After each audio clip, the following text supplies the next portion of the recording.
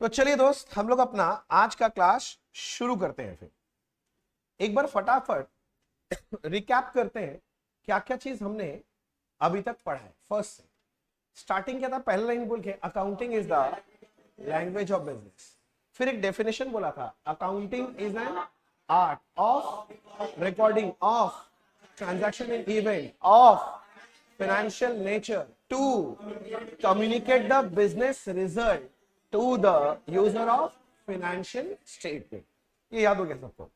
फिर था transaction. Transaction means performance of any act और एनी अग्रीमेंट और एनी बिजनेस। फिर हमने बात किया था इवेंट। इवेंट क्या होता है?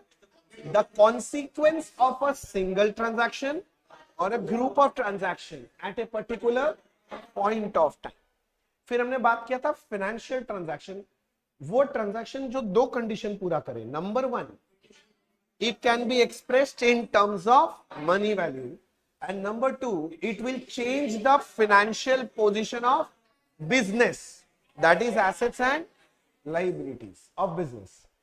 उसके बाद बात किया था फाइनेंशियल इवेंट, वो था it is the consequence of financial transactions at a particular point of time. Particular point of time का मतलब एट ईयर एंड। तो इससे हमने ये सीखा था कि भाई अगर गुड्स परचेस कर रहे हैं तो वो ट्रांजैक्शन है, सेल कर रहे हैं तो भी ट्रांजैक्शन है, कि जो परचेस सेल से जो प्रॉफिट लॉस आ रहा है वो फाइनेंशियल इवेंट है, जो क्लोजिंग स्टॉक बचता है वो फाइनेंशियल, क्लोजिंग कैश बैलेंस बचता है वो मेरा फाइनेंशियल इवेंट है। हाँ, बैलेंस शीट में सिर्फ और सिर्फ फाइनेंशियल इवेंट्स आता है। फिर हमने क्या चर्चा किया? बिजनेस रिजल्ट दो तरह का होता है, एक फाइनेंशियल पोजीशन एसेट लायबिलिटी, एक फाइनेंशियल परफॉर्मेंस प्रॉफिट लॉस। उसके बाद बात किया था हमने फाइनेंशियल स्टेटमेंट्स।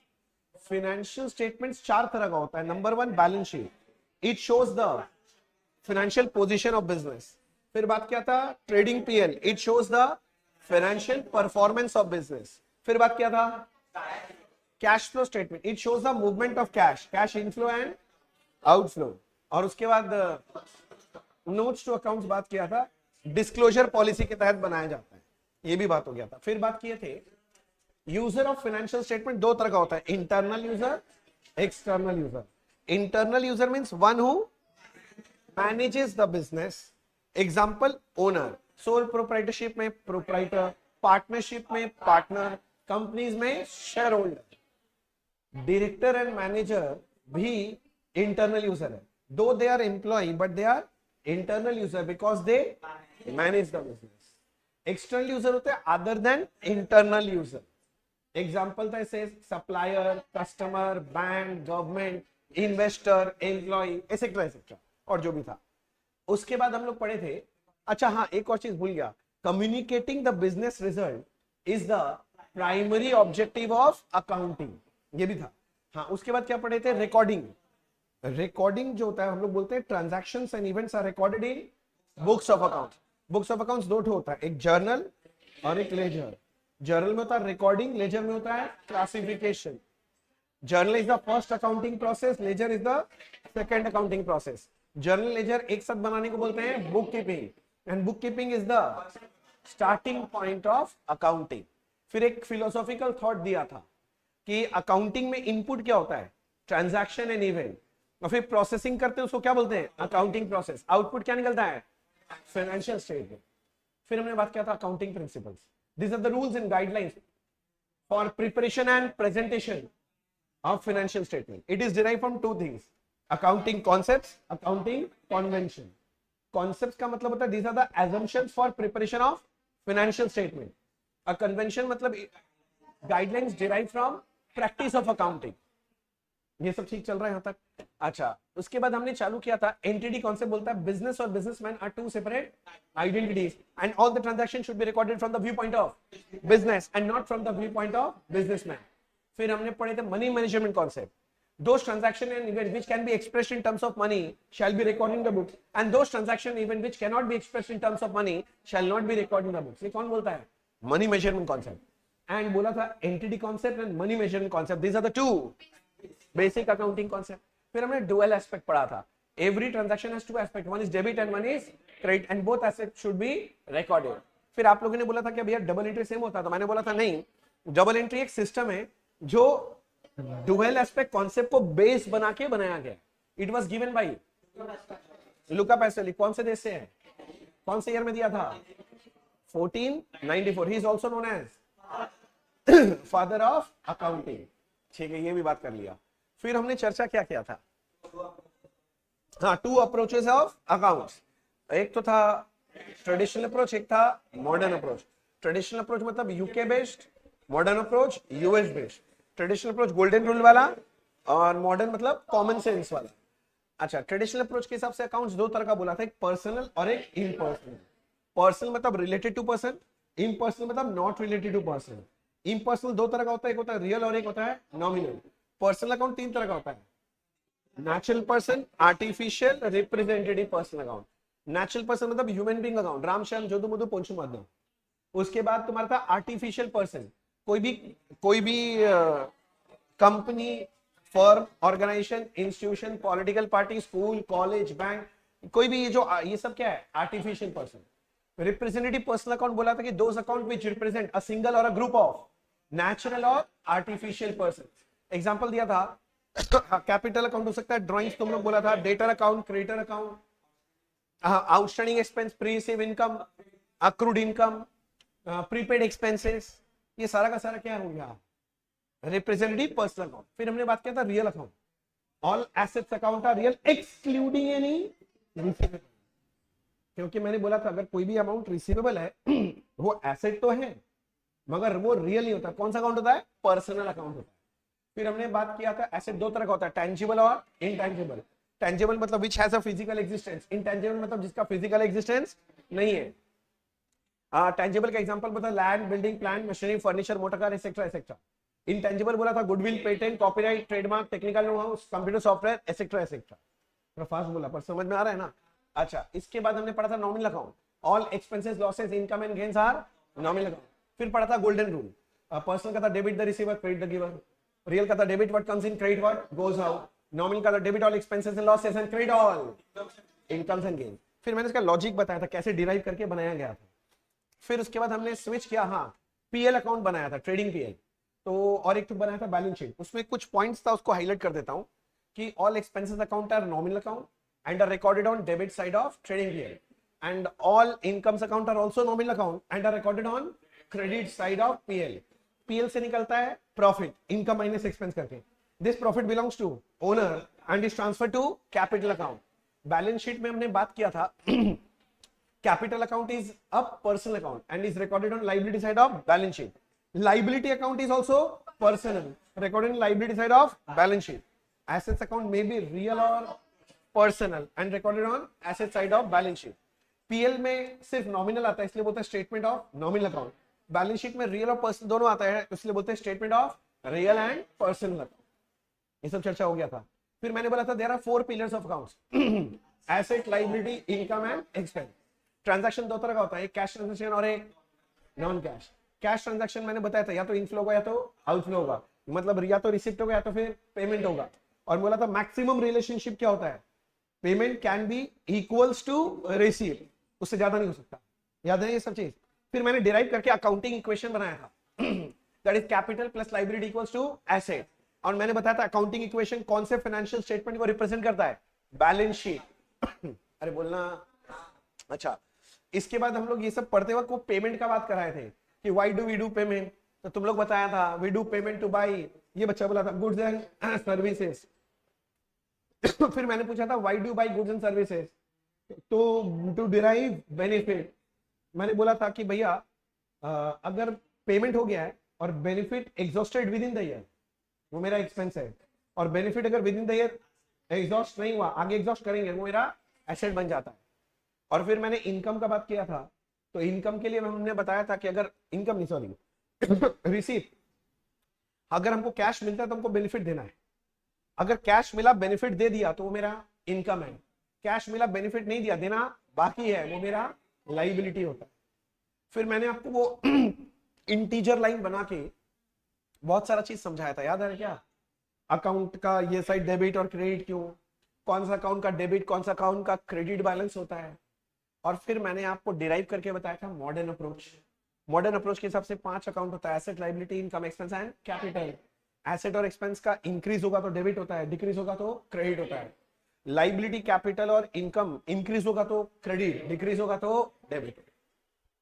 बस इतना ही बात किया था, इससे ज्यादा हमने कोई भी बात नहीं किया था। अब हम आगे चलते हैं सर, अब हम आगे चलते हैं। तो चलिए लिखना चालू कीजिए। लास्ट पॉइंट कितना लिखा था, कोई याद दिलाएगा? हाँ, वो जानबूझ के बंद किए कैमरा, क्योंकि वो लोग का कैमरा बंद है तो हम कैमरा क्यों ऑन रखेंगे। 16 लिखा है था ना। हाँ, वो ऐसे बोलने से नहीं हुआ कैमरा नहीं आ रहा, कैमरा मेरा जानबूझ के बंद है ऑनलाइन करने वालों, क्योंकि आपका कैमरा बंद होगा मेरा भी बंद हो जाएगा, मैं बार बार नहीं बोल पाऊंगा। ठीक है, चलिए 16 हुआ था लास्ट, 17। अब इतना डेप्थ में पढ़ लिया, अगर कोई हमसे पूछता भी एसेट्स किसको बोलते हैं? 5 आइटम है ना मॉडर्न अप्रोच में, एसेट, लायबिलिटी, इनकम, एक्सपेंस और कैपिटल, उसका चर्चा करना है। पहले मैं चर्चा करता हूं एसेट का, मेरे को कोई बुकिश डेफिनेशन नहीं चाहिए। हम लोग अभी तक जो पढ़े हैं उसमें से खोज के बताओ, एसेट अगर मेरे को बोलना है किसको एसेट बोलेंगे? यार तेरी यही सिखा के आए, 12 साल 1 साल कहीं सिखाए कुछ अभी तक हम? तो क्यों बोल रहा था? हम बोले जितना हम समझाए हैं उसके हिसाब से अगर एसेट बोलना है तो क्या, अभी तो रिवाइज किया, पेमेंट में सिखाया था एसेट का बात। पेमेंट कर दिया और उसका benefit with in the year exhaust हो गया कि नहीं हुआ? नहीं हुआ तो वो क्या मेरा एसेट है। मैं बोलूँ ना, मेरे को बुकिश डेफिनेशन नहीं चाहिए मुझे, पहले लॉजिकली सारे चीजों को समझ लो। तो एसेट का एक डेफिनेशन आप लोग बोल रहे हैं, payment made but benefit not derived within the year, rather it will be derived। Word पे ध्यान देना, डिराइव हुआ नहीं है, विल बी डिराइव। तो ये मेरा क्या है? एसेट। और एक चीज बताया था एसेट के बारे में, जब मैं रियल अकाउंट का डेफिनेशन बताया था ना, वहां पर समझाया any amount receivable is also asset. भले ही वो रियल अकाउंट नहीं होता, पर्सनल होता, पर होता तो क्या है? एसेट। ये भी लिख के रखो, क्या चीज क्या चीज? Payment made but benefit not derive within the year, rather it will be derived. Rather it will be derive, आने वाले समय में डिराइव किया जाए। और मैंने बोला एनी अमाउंट रिसीवेबल, ये भी तो एसेट होता है। मैंने 2 डेफिनेशन क्यों बोला समझा? ध्यान से समझना, थोड़ा लॉजिक अगर पकड़ोगे तो मजा आएगा। ये जो डेफिनेशन है ना, सोच के देखो, ये रियल अकाउंट को रिप्रेजेंट करता है, क्योंकि मैंने क्या बोला, बेनिफिट डिराइव नहीं होगा, फ्यूचर में होगा। ये एसेट है, कौन सा एसेट? रियल अकाउंट वाला। किंतु एनी रिसीवेबल जब मैं बोल रहा हूं, ये भी एसेट है, किंतु कौन सा अकाउंट है? पर्सनल अकाउंट का बात चल। तो ऐसा थोड़ा डेफिनेशन बन सकता है, बेसिक समझो। बेसिक नहीं समझोगे तो गड़बड़ हो जाएगा। अच्छा, अब एसेट जो है ना मुन्ना, एसेट ये 2 तरह का होता है। अगर क्लासिफाई करूंगा एसेट कितना तरह का हो सकता है? 2 तरह का। नहीं नहीं नहीं नहीं, एक होता है non current asset. Non current समझता है, जिसको हम लोग बोलते हैं long term asset, long term nature का। लॉन्ग टर्म एसेट साधारण भाषा में, किंतु आप लोग लॉन्ग टर्म मत बोलना, आप लोग टेक्निकल नाम बोलना, क्या है? Non current. और दूसरा होता है जिसको हम लोग बोलते हैं करंट एसेट। करंट एसेट मतलब शॉर्ट टर्म एसेट। कौन सा एसेट भाई? Short term asset. हाँ, अब मैं पूछना चाहता हूं, आप बताओ लॉन्ग टर्म एसेट या शॉर्ट टर्म एसेट कैसे डिवाइड करेंगे? मेरे पास कोई एसेट है, ये लॉन्ग टर्म है कि शॉर्ट टर्म है, मतलब करंट है कि नॉन करंट है, कैसे समझेंगे? 1 ईयर क्या बोल?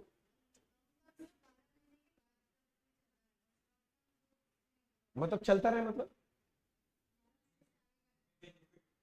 हाँ, अब वर्ड आ रहा है, देख देख देख, 12 महीना बोलने से नहीं होगा। हाँ, अब तुम लोग बोल रहा है कि लॉन्ग टर्म का मतलब वो एसेट है जिसका बेनिफिट 12 महीना से ज्यादा मिलेगा। किंतु मेरा क्वेश्चन दूसरा है, मेरा क्वेश्चन है 12 महीने से ज्यादा कहां से 12 महीना काउंट करें? नहीं, जब इससे खरीद रही नहीं है। पहले आप ये सोचो, पहले आप ये सोचो कि लॉन्ग टर्म और शॉर्ट टर्म में क्लासिफाई करना कब पड़ेगा? ये लॉन्ग टर्म है या शॉर्ट टर्म है, कब क्लासिफाई करते हैं? फाइनल अकाउंट्स यानी बैलेंस शीट बनाते वक्त। उसके पहले तो जरूरत ही नहीं है, लॉन्ग टर्म ऊंचा है शॉर्ट टर्म, क्या फर्क पड़ता है? बैलेंस शीट के वक्त, बैलेंस शीट डेट मतलब कौन सा डेट हो गया? ईयर का एंड का डेट। तो यानी ये जो 12 मंथ्स आप चिल्लाते हैं आप लोग बचपन से, ये कहां से काउंट होता है? ईयर के एंड से, जिसको हम लोग बैलेंस शीट डेट भी बोल सकते हैं। तो अगर कोई पूछेगा नॉन करंट एसेट कौन सा एसेट है, तो अब तुम लोग कई बात को थोड़ा सजा के बोल रहे हो, तुम लोग सब सही बोला है पर आधा आधा बोला था, अब सजाते हैं सारा पॉइंट्स को। वो एसेट जिससे मुझे बेनिफिट मिलेगा for a period greater than 12 months, for a period greater than 12 months from balance sheet date. कहां से देखेंगे? बैलेंस शीट डेट से। मतलब समझो, मान लो ऐसे 3-4 साल का ब्रेकअप दिया, ये फर्स्ट ईयर है, ये फर्स्ट ईयर का एंड खड़ा है, मैं एंड में आके खड़ा होके देखूंगा कि इस एसेट से जो बेनिफिट मिलने वाला है मुझे, वो कितने दिनों के लिए मिलेगा। अगर मैं देख रहा हूं ये जो बेनिफिट है ये अगले 12 महीना के अंदर ही एग्जॉस्ट हो जाएगा, तो ये मेरा शॉर्ट टर्म यानी करंट एसेट है। किंतु कोई एसेट है जिसका बेनिफिट ये 12 महीना का मार्क को क्रॉस कर दिया, नहीं समझा बात? कहां से 12 महीना देख रहा हूं? हाँ, ईयर एंड से खड़ा होकर देख रहा हूं कि 12 महीना के बाद भी मिलेगा, तो ये मेरा लॉन्ग टर्म यानी नॉन करंट एसेट। आप विजुअलाइज कर पाए मैं क्या बोल रहा हूं? तो याद रखना 12 मंथ सब बोलता है, किसी से भी पूछना 90% लोग जवाब नहीं दे पाएंगे। 12 मंथ कहां से देखना होता है? बैलेंस शीट डेट से, ईयर एंड के दिन से। तो मैं इस बात को थोड़ा सा इजी वे में लिखा देता हूं आपके लिए। तो नॉन करंट एसेट किसको बोलते हैं? वो एसेट जिससे हमको बेनिफिट मिलेगा for a period greater then कितना मंथ्स? 12 मंथ्स। 1 ईयर मत बोलना, 12 मंथ्स बोलना, क्योंकि एक्चुअल डेफिनेशन में 12 मंथ्स लिखता हूं। For a period greater than 12 months. कहां से? सबसे important, from balance sheet date. अच्छा, बैलेंस शीट को शॉर्ट में मैंने BS लिखा, चलेगा? From balance sheet date. तो फिर करंट एसेट कौन सा होगा? वो एसेट जिससे मुझे बेनिफिट मिलेगा for a period less than 12 months. हाँ, लेस देन और इक्वल्स टू 12 मंथ्स, ऐसे बोल देते हैं, या तो लेस देन या फिर इक्वल्स टू 12 मंथ्स। किंतु ये 12 मंथ्स कहां से, ये भी तो बताओ? From balance sheet date. क्या मैं ये छोटा सा बात समझा पाया आपको? हम लोग बेसिक्स कर रहे हैं, याद है ना, हम लोग सिर्फ बचपन का चीज ब्रशअप कर रहे हैं, जो छोटा छोटा कमी है उसको पूरा कर रहे हैं बैठ के। जैसे आगे अकाउंट्स हम लोग को ज्यादा बेहतरीन तरीका से समझ में। अब थोड़ा सा एग्जांपल्स लिखते हैं पहले, नॉन करेंट यानी लॉन्ग टर्म एसेट। तो एग्जांपल बताओ। लैंड, बिल्डिंग, प्लान में, ये सब क्या है? Fixed asset. अच्छा, फिक्स एसेट को पता है हम लोग आजकल ना प्रॉपर्टी, प्लांट एंड इक्विपमेंट भी बोलते हैं, सुना होगा ये बात। तो मैं इसको फिक्स एसेट नहीं लिख के ऐसे लिख दूं, प्रॉपर्टी, प्लान एंड इक्विपमेंट। और इसके बाद से आगे से मैं इतना लंबा नाम नहीं बोलूंगा, मैं इसको पीपी बोलता हूं। क्या बोलते हैं? PPE, property, plant and equipment. साधारण भाषा में यही आपका क्या है? Fixed asset. हाँ ठीक है, अब मैं फिक्स एसेट का नाम लिखता, लैंड, बिल्डिंग, ऐसे करके, तो कितना ही लिस्ट बन जाए, कितना दूर तक लिखोगे? तो प्रॉपर्टी, प्लांट एंड इक्विपमेंट, सीधा सीधा बात है, ये सब टैंजिबल फिक्स एसेट। कौन सा फिक्स एसेट? जहां टैंजिबल आता है तो और एक एग्जांपल बन सकता है, हाँ मन में आ गया होगा बात, intangible fix asset. Intangible asset, अब इनटैंजिबल तो पता ही है, goodwill, patent, trademark, copyright, computer software, ये सब चीज हो सकता है। और क्या हो सकता है? और हो सकता है long term loans and advances. Word पे ध्यान देना, क्या लिखा? Long term loans and advances. एक बच्चा मेरे को टोका, बोले भैया लोन तो लाइबिलिटी होता है। अरे ये लोन मैंने लिया नहीं, दिया है। तो लॉन्ग टर्म बोलने का मतलब है ये मैंने दिया है for a period greater than 12 months. समझ रहा होगा बात को? तो ऐसे हो सकता है। और कोई एग्जांपल है आपके पास? नहीं, चलो इतना ही रखते हैं, फिर इतना ही रखते हैं। क्या क्या? हाँ चलो, दीदी बोल दी, चलो मेरे को वही मन में आ रहा था। तो इसको हम लोग बोल सकते हैं लॉन्ग टर्म इन्वेस्टमेंट्स। भैया लॉन्ग टर्म इन्वेस्टमेंट का मतलब आपने कहीं पर पैसा इन्वेस्ट किया for a period more than 12 months. आपने गोल्ड खरीद के रख दिया कि 10 साल बाद कभी यूज लगेगा, करेंगे तब देखेंगे, तो 10 साल बाद बेचोगे ना, आज नहीं बेचोगे ना, तो लॉन्ग टर्म है। तुम बोला भैया हम रिलायंस का शेयर खरीद के रहेंगे, मेरा पोता लोग को देंगे, अभी नहीं बेचेंगे, 12 महीने के अंदर बेचोगे क्या? नहीं, ये क्या है? Long term. इसको अच्छे भाषा में नॉन करेंट इन्वेस्टमेंट भी बोल देते हैं। क्या बोलते हैं? Non current. लॉन्ग टर्म का अच्छा वर्ड क्या है? Non current. समझ गया? अच्छा, अब आ जाओ करेंट एसेट्स का चर्चा करते हैं। करंट एसेट्स का एग्जांपल बताओ। करंट इन्वेस्टमेंट बोल दिया, चलो पहले ही बहुत अच्छा लगा, मतलब वहां लॉन्ग टर्म था तो यहाँ शॉर्ट टर्म कर दिया। और क्या?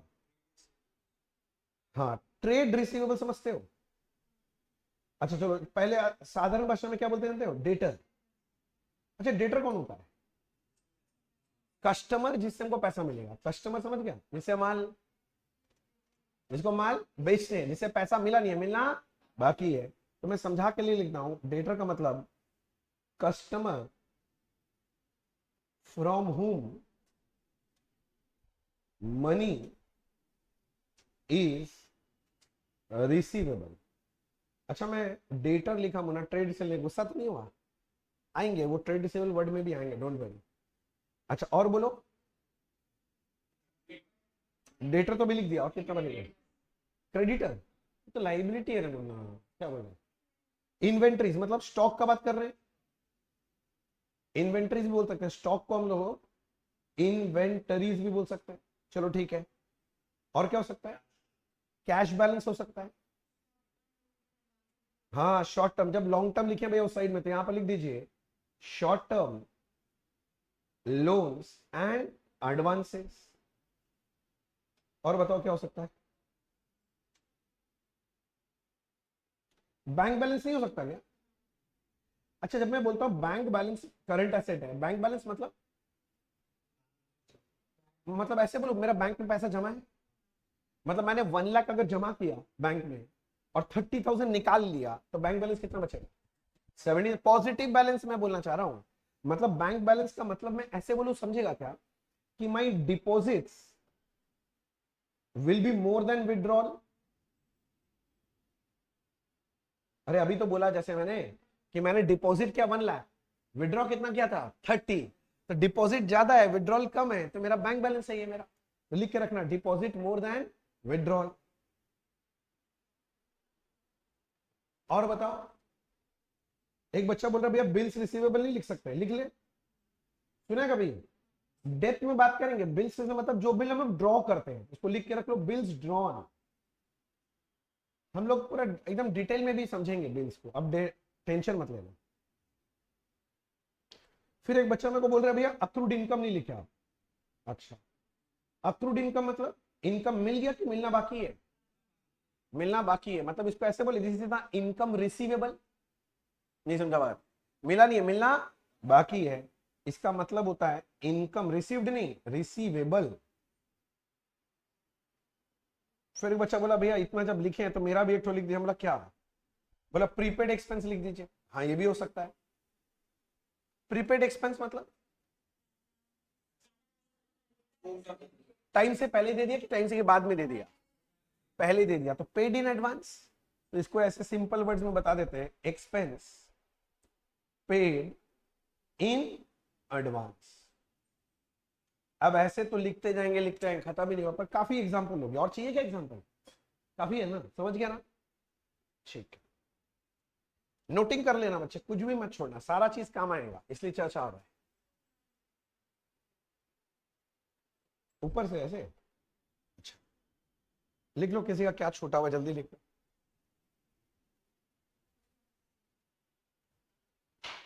डेटर है, स्टॉक है, कैश है, short term loans and advances है। आप लोग बोल रहे हैं मैं लिख रहा हूं, मैं अपने से कुछ नहीं लिख रहा।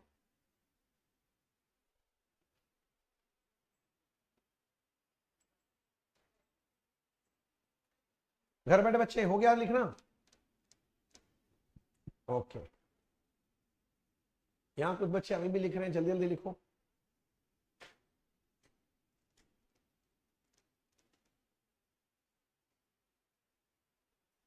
एसेट हो गया ना।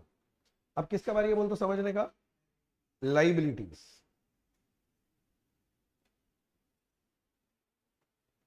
हमको कोई बुकिश लैंग्वेज नहीं चाहिए, अभी तक आप जितना पढ़े हैं उसके हिसाब से आप क्या समझे लाइबिलिटी किसको बोलते हैं। लाइबिलिटी याद करो, रिसिप्ट के साथ तुमको मिल जाएगा, इनकम नहीं, cash receive, cash receive benefit not given.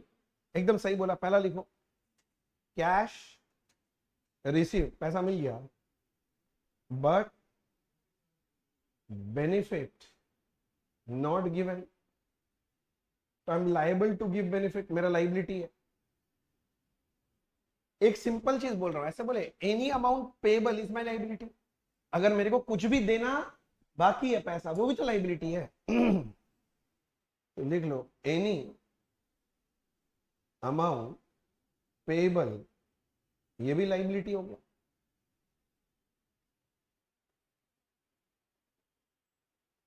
अब टाइप्स ऑफ लाइबिलिटी समझना है। अगर आप टाइप्स ऑफ एसेट समझ गए हैं तो टाइप्स ऑफ लाइबिलिटी भी वैसे ही दो तरह का होता है। Very good, non current liability, non current liability, और एक क्या आएगा, वेरी गुड, करेंट लाइबिलिटी। सब कोई साथ साथ लिख रहा है ना? हाँ, ये सब साथ साथ लिखो बच्चे, हाँ, कलम से कलम मिलाते चलो। अच्छा, तो कैसे पता चले कि ये मेरा नॉन करंट है करंट है? How will you classify? Same मतलब, हाँ वो सेम तो बोला ठीक है, ज्यादा क्या क्या एक्सीड होगा? बैलेंस शीट के डेट से 12 मंथ से एक्सीड होगा क्या? Benefit, loan. देख रहा कितना आधा अधूरा नॉलेज है। मैं ये सब जो पूछ रहा हूं, देख क्या हो रहा है ना, ऐसे लग रहा है हमको आता है, क्योंकि जब तू कोशिश कर रहा है बोलने का, निकल नहीं रहा है, मतलब बोला बेनिफिट गिवन कैसे होगा? यहाँ बेनिफिट नहीं, लाइबिलिटी मतलब सीधा बात है हमको पैसा देना है। तो if any amount is payable after 12 months, word पे ध्यान देना, एनी अमाउंट पेबल, मुझे पैसा देना है कब? 12 महीना के बाद। कहां से?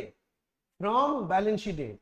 मतलब आप सोचो 1 2 3 4 एसेट गए, ये मेरा ईयर 1 का एंड है, मैं यहां खड़ा के देखूंगा मुझे पैसा कब देना है, लाइबिलिटी तो पे करना होता है। अगर ये पैसा मुझे अगला 12 महीना के अंदर देना है तब वो मेरा करंट लाइबिलिटी है, किंतु पैसा मेरे को अगर 12 महीना के बाद देना है तो वो मेरा नॉन करंट यानी लॉन्ग टर्म लाइबिलिटी है। मान लिया मैंने बैंक से लोन लिया और मैंने बोला 10 साल का लोन है, तो पैसा मैं कब वापस करूंगा? 10 साल बाद। तो 1 साल के बाद ही होगा ना वापस, तो वो क्या हो गया? Long term. मैंने अपने दोस्त से पैसा लिया, मैं बोला भाई तेरे को 6 महीने के अंदर दे देंगे, 12 महीने के अंदर देना है, तो ये मेरा क्या बन गया? Current liability. पर ये जो चेक करोगे टाइम पीरियड, कहां से चेक कर रहे हो? बैलेंस शीट डेट से।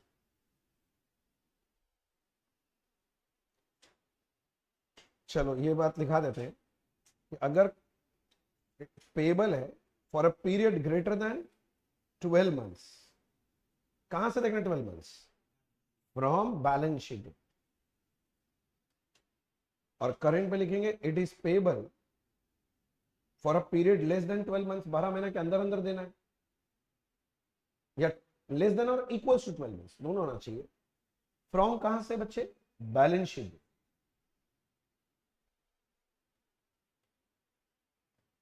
साथ साथ लिखते रहना, मैं बार बार चिल्ला रहा हूं।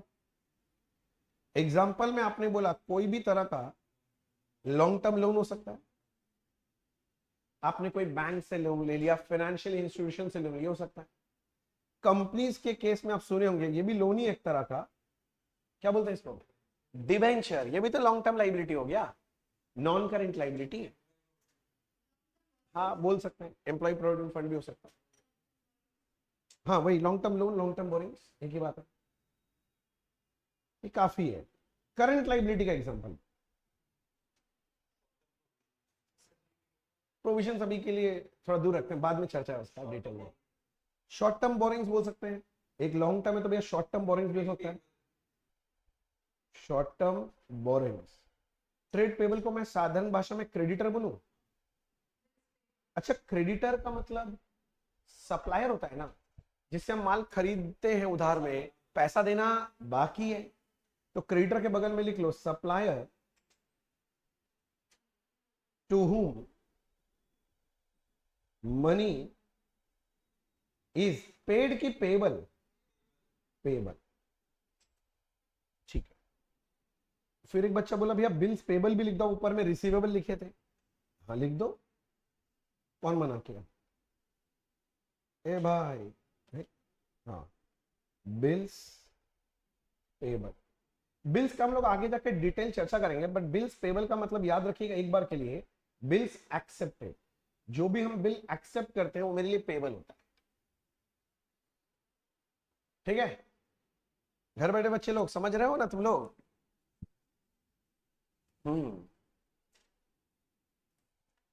चलो नेक्स्ट।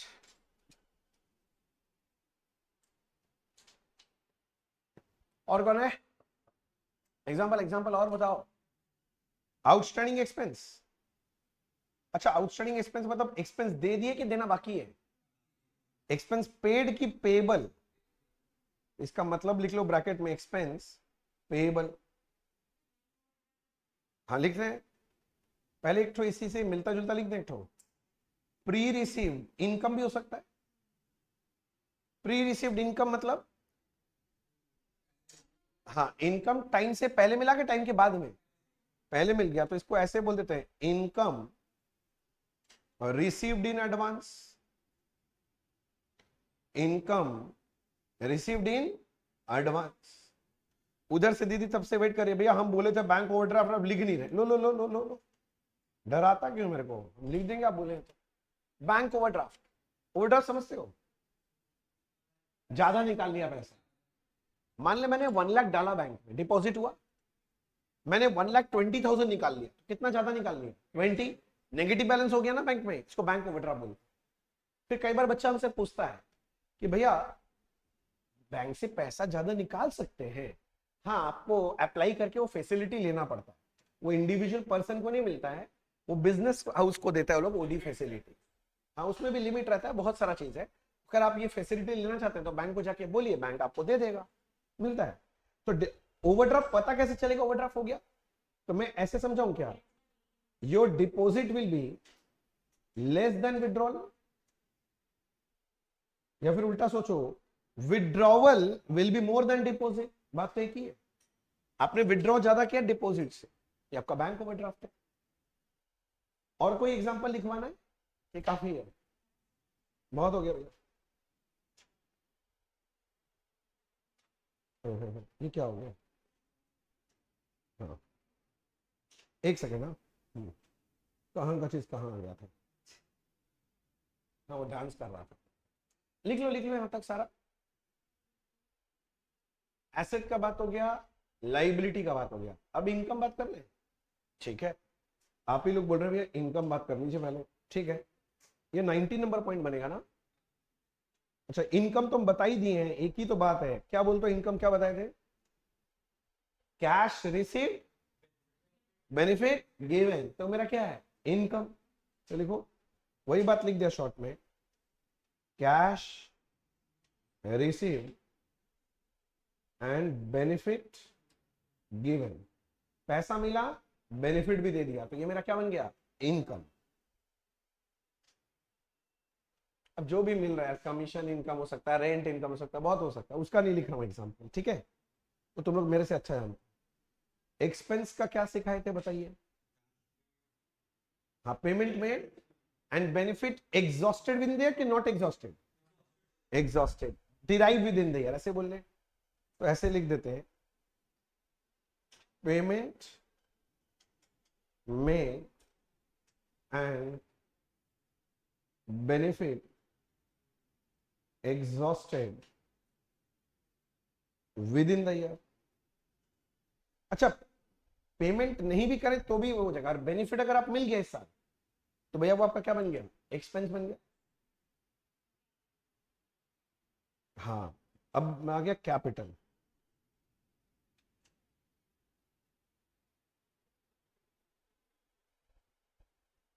कैपिटल क्या होता है? मालिक जो पैसा लाता है, मतलब वही बोलना चाह रहा है ना। तो ऐसे बोलते मालिक जो पैसा लाता है, तो अमाउंट, आप बोले जो मालिक इन्वेस्ट करता है पैसा, तो amount invested bye owner into, into क्या, बिजनेस। ठीक है। अच्छा एक बात बोले, ऐसे घुमा के इसी बात को मैं बोल रहा हूं, अगर समझ जाएगा तो बताना। कोई भी पैसा जो बिजनेसमैन को देगा, कैपिटल ही तो देगा। नहीं समझा मेरा बात? मालिक जो पैसा किसको देता है, बिजनेस, बिजनेस यही पैसा तो रिटर्न करेगा। तो ऐसे बोले any amount payable by business to the owner is capital. तो मैं ऐसे बोलता हूं amount payable by business to owner. ठीक है। जब इतना बात कर ही लिए तो कैपिटल का भाई होता है ड्राइंग्स, जानता है? ड्राइंग्स क्या होता है? कौन पैसा निकालेगा बिजनेस से? ओनर। क्या चीज के लिए? पर्सनल के लिए। अच्छा तुम लोग ये बोला, मैं मानता हूं, बस थोड़ा सा इसको मॉडिफाई करना है मेरे को। सिर्फ पैसा ही निकालेंगे तो ही ड्राइंग्स होगा क्या? कुछ भी, कोई भी एसेट निकाल सकता है। तो बस बस थोड़ा सा बस मैं चेंज कर रहा हूं, इसीलिए कैश स्लैश देके लिख दिया, बस यही ऐड कर रहा हूं, any other asset withdrawn, withdrawn bye owner from, कहां से? पड़ोसी के घर से, बिजनेस। हाँ, फॉर पर्सनल यूज। एकदम सही। अब आप लोग को समझ में आ रहा है? आप लोग डेफिनेशन बनाना सीख जा रहे हैं धीरे धीरे, कैसे सोचना होता है।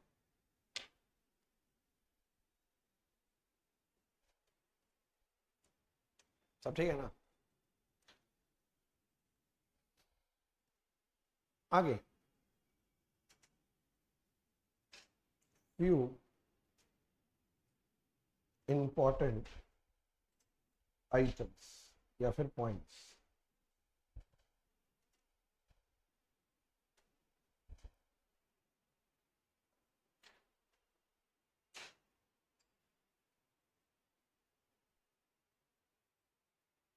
अब मैं जो बात कर रहा हूं बहुत ध्यान से सुनिएगा, पार्टिसिपेट कीजिएगा।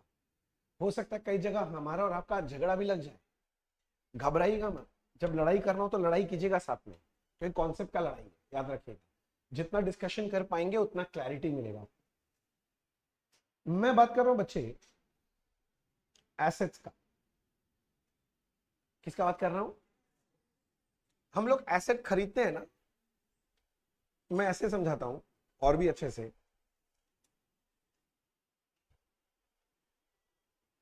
वी बाय एसेट्स, क्यों खरीदते हैं, क्या करने के लिए? दो चीज का हो सकता है, या तो एसेट खरीद के मैं वापस बेचूंगा, या तो मैं एसेट खरीद के खुद यूज करूंगा। नहीं समझा बात? मैं बोल रहा हूं वी बाई एसेट, या तो टू सेल, उसको आगे जाके बेचेंगे, या फिर टू यूज इट, या तो उसको जाके आगे क्या करेंगे, यूज करेंगे। अगर मैं एसेट खरीद रहा हूं बेचने के लिए, तो इसी को बोलते हैं गुड्स। ये मेरा क्या बन जाता है, गुड्स। गुड्स अच्छा नहीं लगता तो स्टॉक भी बोल सकते हो। स्टॉक अच्छा नहीं लगता तो इसको आप इन्वेंटरीज भी बोल सकते हो, बात एक ही है। अरे भाई जो मैं माल खरीद रहा हूं वापस से बेचने के लिए, याद करो बचपन यही तो सिखाया गया था, इसी को क्या बोलते हैं, गुड्स। मैं एयर कंडीशन खरीद रहा हूं क्योंकि मैं आगे जाके बेचूंगा, तो ये मेरा क्या बन गया, गुड्स। धंधा करता हूं मैं इसका।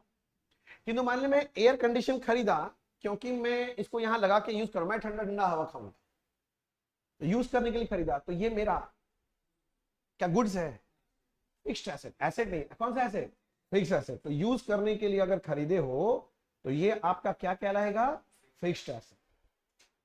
बोलो बात समझ में आ रहा है मेरा? अच्छा, हम लोग जब भी कोई माल खरीदते हैं वापस बेचने के लिए, तो उसके लिए याद रखिएगा हमेशा हमेशा हमेशा हमेशा परचेज अकाउंट यूज किया था। कौन सा अकाउंट यूज किया था? परचेज। गुड्स परचेज जब भी बोलते हैं तो कौन सा अकाउंट यूज करते हैं? परचेज। याद आ रहा है बचपन का बात? किंतु अगर आप कोई फिक्स्ड एसेट खरीद रहे हैं, फॉर एग्जांपल लैंड खरीदा, बिल्डिंग खरीदा, मशीनरी खरीदा, तो उसके लिए कौन सा अकाउंट यूज होता है? Respective fix asset account. नहीं समझा? मतलब लैंड खरीदा तो लैंड अकाउंट, बिल्डिंग खरीदा तो बिल्डिंग अकाउंट, फर्नीचर खरीदा तो फर्नीचर। वहां परचेज यूज करते हैं क्या वर्ड? नहीं। तो मैं वही समझा रहा हूं, तो यहां पर यूज होता है respective fixed asset account. Example land account, building account. बात समझ रहा मेरा? ये सब छोटा छोटा जगह है जहां मैं देखता हूं बच्चा लोग गड़बड़ी करता है। लिखा हुआ मिलेगा मशीनरी परचेज फॉर कैश, बच्चा एंट्री बोलता है परचेज टू कैश। मन तो करते दांत तोड़ दे, किंतु कैसे तोड़े बताओ? आजकल तो लॉ बहुत स्ट्रिक्ट हो गया, पहले जैसा टीचर लोग का पावर रहा नहीं। मन तो बहुत करता कुटाई करने का, कभी कभी, किंतु कर नहीं सकते ना, घर अकेले जाना होता है मेरे को। अच्छा, परचेज अकाउंट मेरे को बता, ट्रेडिशनल अप्रोच के हिसाब से तीन तरह का हो सकता है, मतलब तीन तरह का अकाउंट होता है। वो एक तुम लोग बोला था, जो personal, real, nominal. Purchase account कौन सा अकाउंट है? सारा डेफिनेशन पढ़ाने के बाद उल्टा पुल्टा बोलेगा तो दांत तोड़ेंगे। सोच के बता, जो बोल रहा है पर्सनल अकाउंट मतलब क्या? परचेज मतलब आदमी का अकाउंट है? तो क्या कैसे बोला आदमी का अकाउंट है? पर्सनल अकाउंट क्यों बोल रहा है?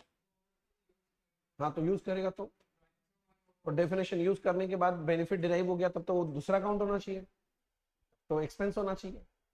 डेफिनेशन भूल गया? मैं पेमेंट कर रहा हूं और बेनिफिट डिराइव कर लिया है, तो वो मेरा क्या बन गया? तो तुम खुद ही तो बोल रहा यूज करेगा, यूज करेगा मतलब क्या मिलेगा वहां से? बेनिफिट मिल गया। बेनिफिट मिल गया तो क्या बन गया मेरा? तो एक्सपेंस मतलब कौन सा अकाउंट होगा? वो मतलब ये नॉमिनल अकाउंट। तो सीधा सीधा बात है, ये कौन सा अकाउंट है? नॉमिनल। क्योंकि ये किसको रिप्रेजेंट कर रहा है? एक्सपेंस। अभी कुछ भी लॉजिक बोलने से पहले डेफिनेशन सोचोगे दिमाग में, और फिर सोचना कि तुम सही सोच रहा है कि गलत सोच रहा है। जैसे ये बच्चा मेरे को क्या बोला अभी, भैया पर्सनल। मैंने कुछ नहीं किया, मैंने इसे सिर्फ लॉजिक पूछा, क्यों बोल रहा है? तो बोल रहा हम तो यूज करेंगे। तो वो आदमी यूज करेगा। अरे आदमी यूज करेगा तो क्या मिलेगा? बेनिफिट मिलेगा। तो और बेनिफिट अगर मिल गया मेरे को, तो ये मेरा क्या बन गया? एक्सपेंस। और सारा एक्सपेंस अकाउंट कौन सा अकाउंट होता है? नॉमिनल। लॉजिक सोचो। अच्छा बताओ, ये जो फिक्स्ड एसेट अकाउंट होता है, मतलब लैंड, बिल्डिंग, प्लांट, मशीन, इसे कौन सा अकाउंट है? रियल। पर्सनल होगा? ये आदमी है क्या? अब 2 मिनट में बेच के खत्म कर देते। ये रियल अकाउंट होता है हमेशा। हमेशा ही कौन सा अकाउंट है? Real account. हमको पता है जब मैं ये सब बात करूंगा, अब धीरे धीरे आपके दिमाग में बहुत स्ट्रेस होगा। अच्छा है, इतना दिन का कचरा निकलेगा ना, तो एक बार तो प्रेशर लगेगा दिमाग के ऊपर। अनयूज चीज यूज करने से थोड़ा तकलीफ होता है, समझा? जाम लग जाता है ना, तो थोड़ा जोर लगाना पड़ता है चलाने के लिए। अच्छा ये हो गया। मैं थोड़ा आगे और चर्चा करना चाहता हूं। ये हुआ point number 23।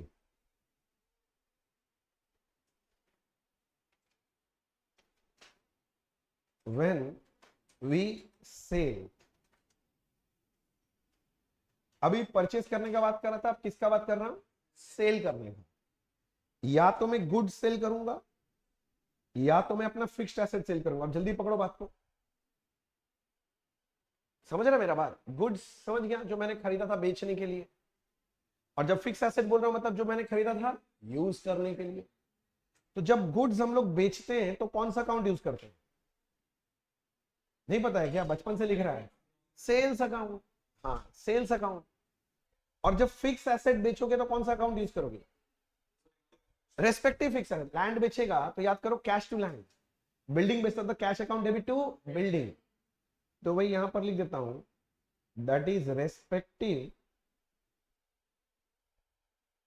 Fixed asset account. Example के तौर पे आपने बोला land account, building account, etcetera etcetera. अच्छा ये बता, सेल्स अकाउंट रियल है, पर्सनल है कि नॉमिनल है? ये नॉमिनल है। रीजन बताओ क्यों? हाँ इनकम है, इनकम है, सही बोल रहे हो, इनकम है। इनकम सोच लो है कि नहीं, इनकम का डेफिनेशन क्या था? Cash receive, benefit giving. Sale में क्या होता है, सामने वाला पैसा देता है और बेनिफिट के तौर पे हम क्या देंगे, गुड्स दे देंगे, तो हो गया ना भैया सेल, इनकम। तो भैया ये जो फिक्स एसेट बेचा, ये फिक्स एसेट अकाउंट कौन सा अकाउंट है? हाँ ये तो रियल ही है, क्योंकि कम्स इन भी हो सकता है और ये गोज आउट भी हो सकता है तो रियल ही। अब देख रहे हो, गुड्स परचेस कर रहा है तो अलग अकाउंट परचेस, गुड्स सेल कर रहा है तो अलग अकाउंट सेल। किंतु फिक्स एसेट चाहे परचेस करोगे चाहे सेल करोगे, कौन सा account? Fixed asset account use होगा। आगे लिखो।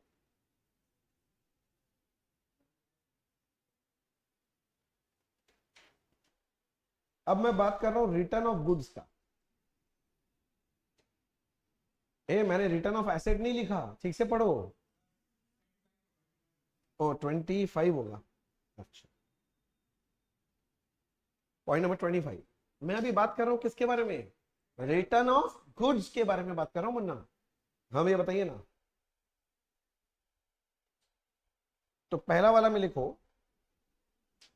अगर परचेज्ड गुड्स आर रिटर्न, जो हमने माल खरीदा था उसको बेच दिया, तो कौन सा अकाउंट यूज होता है, याद है?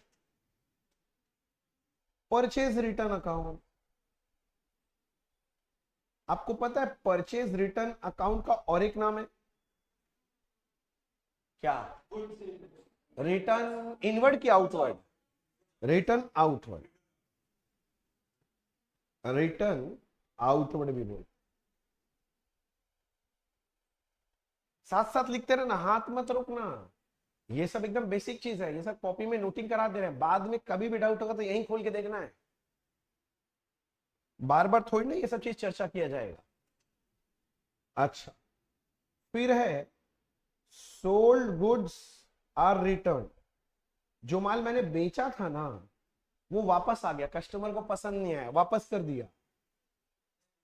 हाँ सेल्स रिटर्न, जो माल बेचा था वापस आ गया, सेल्स रिटर्न। इसका और एक नाम है रिटर्न इन। कई बार हमको बच्चे लोग बोलते हैं, मैं ना एग्जाम में कंफ्यूज होता हूँ कभी कभी, कभी रिटर्न इनवर्ड और आउटवर्ड में ना कंफ्यूज होता है, कौन सा है वो समझ में नहीं आता। तो एकदम इजी तरीका, लॉजिकली सोच लेना कभी भी। जब तुम माल परचेस करते हो, क्या करते हो? परचेस। तो बताओ परचेस करने में गुड्स गोडाउन में इन हो रहा है कि आउट हो रहा है? इन हो रहा है, परचेस किया, अब रिटर्न कर रहा हूं तो यह आउट हो रहा है। तो परचेस रिटर्न करते वक्त माल क्या जाता है? आउट। तो नाम क्या रख दिया? Return outward. नहीं समझा बात? ऐसे सोचो, जब माल सेल करता हूं मैं, सेल, तो गोडाउन में माल इन होता है कि आउट होता है? आउट होता है। अब ये जो सेल क्या था, रिटर्न हो गया, सेल्स रिटर्न अगर हुआ तो रिटर्न के बाद क्या हो रहा है? इन हो रहा है। तो सेल्स रिटर्न का नाम क्या रख दिया? रिटर्न इन। याद रहेगा? हाँ तो यूज कर लेना। मेरा क्वेश्चन ये है कि ये जो परचेज रिटर्न अकाउंट है ना, इसका नेचर क्या है, रियल, पर्सनल कि नॉमिनल? बोल, सोच के बोल, अगर टाइम लेना ले ले, मेरे को दिक्कत नहीं है। अब हमको पता है धीरे धीरे तुम सोचेगा, क्योंकि अब मैं जिस तरह से चारों तरफ क्रिएट किया हूं एनवायरमेंट, दिमाग थोड़ा सा तो सोचेगा एक बार। बोलो क्या है? नॉमिनल है। ठीक है चलो, आप बोल रहे नॉमिनल है, एक मैं मानूंगा, किंतु हमको पहले आप बताओ, मेरे को नहीं पता नॉमिनल है कि नहीं है। आप बोल रहे थे इतना से नॉमिनल नॉमिनल नॉमिनल, रीजन बताओ क्यों नॉमिनल है? हाँ, परचेज रिटर्न नॉमिनल है, क्यों? परचेज तो एक्सपेंस होता है, ये मेरे को पता है, मैं समझ गया। परचेज को आपने नॉमिनल बोला था, रीजन क्या था? परचेज आपका क्या है? एक्सपेंस है, ये नॉमिनल है। तो परचेज रिटर्न जो है उसको नॉमिनल क्यों बोल रहे हो? क्योंकि वो आपका,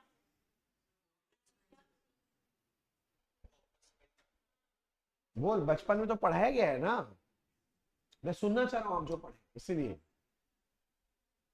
परचेज रिटर्न लॉस है, रिटर्न मिल गया, हम तो दे दिए, हाँ तो लॉस हो गया। हाँ यही सुनना चाह रहा था। अरे भैया सिंपल है, परचेज अगर एक्सपेंस है तो परचेज रिटर्न क्या होगा? इनकम होगा। ऐसा फालतू बात बचपन में पढ़ाया गया था, वहीं पर भूल के आ जाओ, ठीक है ना। हम बोला एक बार जरा एक चीज बता, तुम एक माल खरीदा था, तुम उसको वापस कर रहा है, वही तो परचेज रिटर्न है। दिल पे हाथ रख के बोल इनकम है तुम्हारा, तुमको फील हो रहा अंदर से, बोलते हुए शर्म नहीं आ रहा, इनकम है, माल खरीदा था वापस कर रहा है, इनकम है। तो ऐसे ही रोज खेलते इनकम बहुत हो जाएगा मेरा। तो हम रोज दुकान में जाते हैं, माल खरीद के वापस अगले दिन दे आते हैं, बोले इनकम हो गया, इनकम हो गया, मजा आ गया, और धंधा ही नहीं चाहिए मतलब दुनिया में। मेरा पॉइंट समझ रहा है? अच्छा चलो इनकम तुम बोल रहे हैं, हम मान भी लेते हैं, इनकम का डेफिनेशन क्या था? Cash receive, benefit given. अगर हम कोई माल खरीदे, डिफेक्टिव था, पसंद नहीं है, वापस कर रहे हैं, तो कोई बेनिफिट दे रहे हैं क्या? इनकम का डेफिनेशन में ही नहीं बैठ रहा है। बात समझ रहा है? तो आगे से, अब प्रोफेशनल बच्चा, आगे से ऐसा इनकम मत चिल्लाना। ये वो बच्चा लोग को रटाया बच जाता है, और रटाने दे, तुम लोग गलत ना समझ।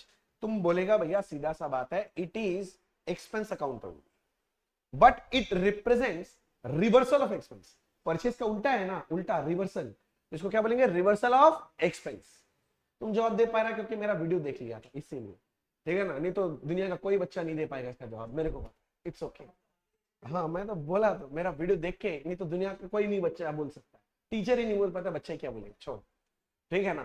तो आप बात समझ गए मैं क्या बोला? इनकम मत बोलना, क्योंकि आप सोचो, लॉजिकली सोचो, डेफिनेशन के साथ कभी भी मेल नहीं खाएगा। You are wrong, technically wrong बोलते हैं सब कोई। तो आपको सही बोलना है कि it represents expense, but expense है तो इसलिए नॉमिनल है, किंतु क्या रिप्रेजेंट करता है? Reversal of expense. Nature of account expense, but क्या रिप्रेजेंट कर रहा है? रिवर्सल ऑफ एक्सपेंस, इसीलिए क्या है ये? नॉमिनल। ठीक है ना। तो मैं यहां पर आपके लिए लिख देता हूं, ऐसे याद रहेगा। It represents reversal of expense. अपने लोग यहां पर कोई रटने के लिए नहीं आए, अपने लोग सारा बात कॉन्सेप्चुअली विथ प्रूफ बात करेंगे, फालतू का कोई चर्चा नहीं करना कि रट लो ऐसे ही होता है, वो सब चीज नहीं होता। अगर आप वो सब के लिए बैठे हैं तो आप गलत जगह हैं। चलो अब तो बता ही देगा, रिटर्न इनवर्ड अकाउंट कौन सा अकाउंट होता है? नॉमिनल अकाउंट, नॉमिनल है। अब मेरा क्वेश्चन है क्यों? अब दिमाग चल रहा है, बहुत सारा बच्चा लोग यही सोचता है, पहले तो ये आता है भैया सेल तो इनकम होता है, सेल से रिटर्न हो गया भैया तो उल्टा मतलब एक्सपेंस होगा। नहीं, एक्सपेंस का डेफिनेशन में बैठा क्या, सोचो जरा सा दिमाग लगा के। एक्सपेंस क्या बोलते हैं हम लोग? क्या बोलते हैं? Benefit exhausted within the year. भाई हम माल बेचे थे, कोई आदमी वापस मुंह पे फेंक के जा रहा है, तो काहे का बेनिफिट मिल रहा है हमको? कोई तरह से बेनिफिट है क्या? नहीं। तो ये सेल का उल्टा ही अकाउंट है, सेल मतलब इनकम, तो it is reversal of income. Technically it is income account but represents reversal of income, इसलिए नॉमिनल। यहां लिख के रख लो, इट रिप्रेजेंट्स, इट रिप्रेजेंट्स क्या? Reversal of income. अच्छा मैं समझा पा रहा हूँ ना सब छोटा छोटा सा बात? हो सकता है आपको अच्छा लगे नहीं लगे, किंतु ये सब जगह जनरली बच्चे गलती करते, इसलिए मैंने आपको बताया ऐसा। यहां तक ठीक है? अच्छा अब मेरे को आप अकाउंटिंग प्रोसेस बताओ तो, या स्टेप्स ऑफ अकाउंटिंग ऐसे लिखो। कितना नंबर पॉइंट बना था हम लोग का, पहले बताओ? 25 हुआ था ना, 26। अकाउंटिंग प्रोसेस, अकाउंटिंग प्रोसेस मतलब साधारण शब्दों में स्टेप्स ऑफ अकाउंटिंग। हाँ वही पूछे। कोई भी ट्रांजैक्शन जो होता है सबसे पहले कहां पर रिकॉर्ड करते हैं? तो स्टेप 1 कहां रिकॉर्ड करते हैं? जर्नल। किंतु स्टेप का नाम जर्नल नहीं है, जर्नल तो बुक का नाम है। जर्नल में रिकॉर्ड करना स्टेप है ना, तो जर्नल में रिकॉर्ड करने को बोलते हैं जर्नलाइजिंग। क्या बोलते हैं बच्चे? जर्नलाइजिंग। तो वैसे समझाने के लिए आप लिखो तो अपना जर्नल लिख लो, किंतु याद रखिएगा स्टेप का नाम क्या है? जर्नलाइजिंग बोलते हैं इसको। जर्नल बुक में रिकॉर्ड करने को क्या बोलते हैं? जर्नलाइजिंग। अच्छा जर्नल के बाद क्या बोलते हो फिर? लेजर। किंतु लेजर तो बुक का नाम है, तो स्टेप का नाम क्या होना चाहिए? बोल देगा तुम लोग। लेजर में जब लिखते हैं जर्नल से लाके, उसको क्या करना बोलते हैं? पोस्टिंग। Very good. तो इस स्टेप का नाम क्या है Munna? Posting, posting, posting.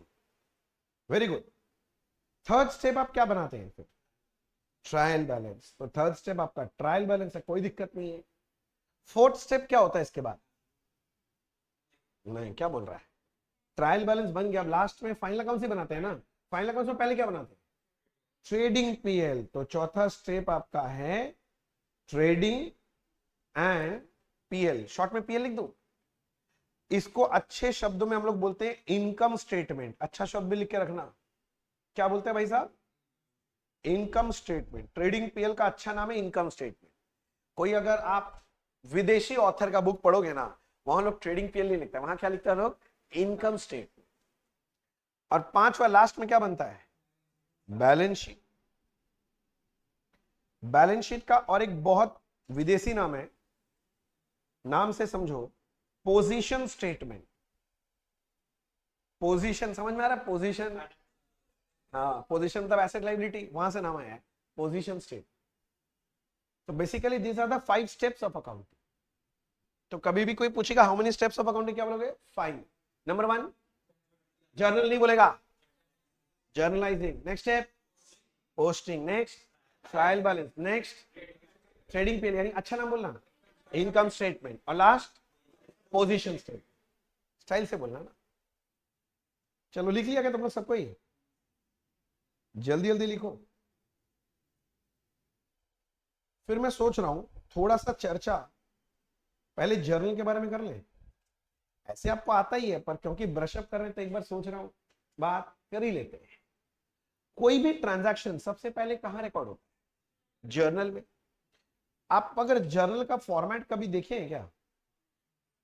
Journal का फॉर्मेट में ऐसा कुछ बनता है शायद, एक तो पहला वाला डेट का कॉलम होता है, उसके बाद पर्टिकुलर्स का कॉलम होता है, उसके बाद एक तो पतला सा कॉलम भगवान जाने क्या बनाते हैं, और उसके बाद 2 अमाउंट का कॉलम। हाँ, तो क्या क्या बोला था मैं सुन के लिखता हूं। एक तो आप डेट बोले, उसके बाद पर्टिकुलर्स, उसका क्या? Ledger folio. अच्छा, जर्नल के अंदर जर्नल फोलियो नहीं होता है, लेजर फोलियो। और इसके बाद वाला डेबिट अमाउंट है, डेबिट इंडिया में इसलिए रुपीस, और एक क्या? Credit amount. कोई भी ट्रांजैक्शन सबसे पहले कहां रिकॉर्ड होता है? जर्नल में। जर्नल में हम लोग एंट्री रिकॉर्ड करते हैं, जिसको हम लोग बोलते हैं जर्नल एंट्री। और जर्नल एंट्री को जर्नल में रिकॉर्ड करने को बोलते हैं जर्नलाइजिंग। अभी बोला था, क्या बोलते हैं? जर्नलाइजिंग।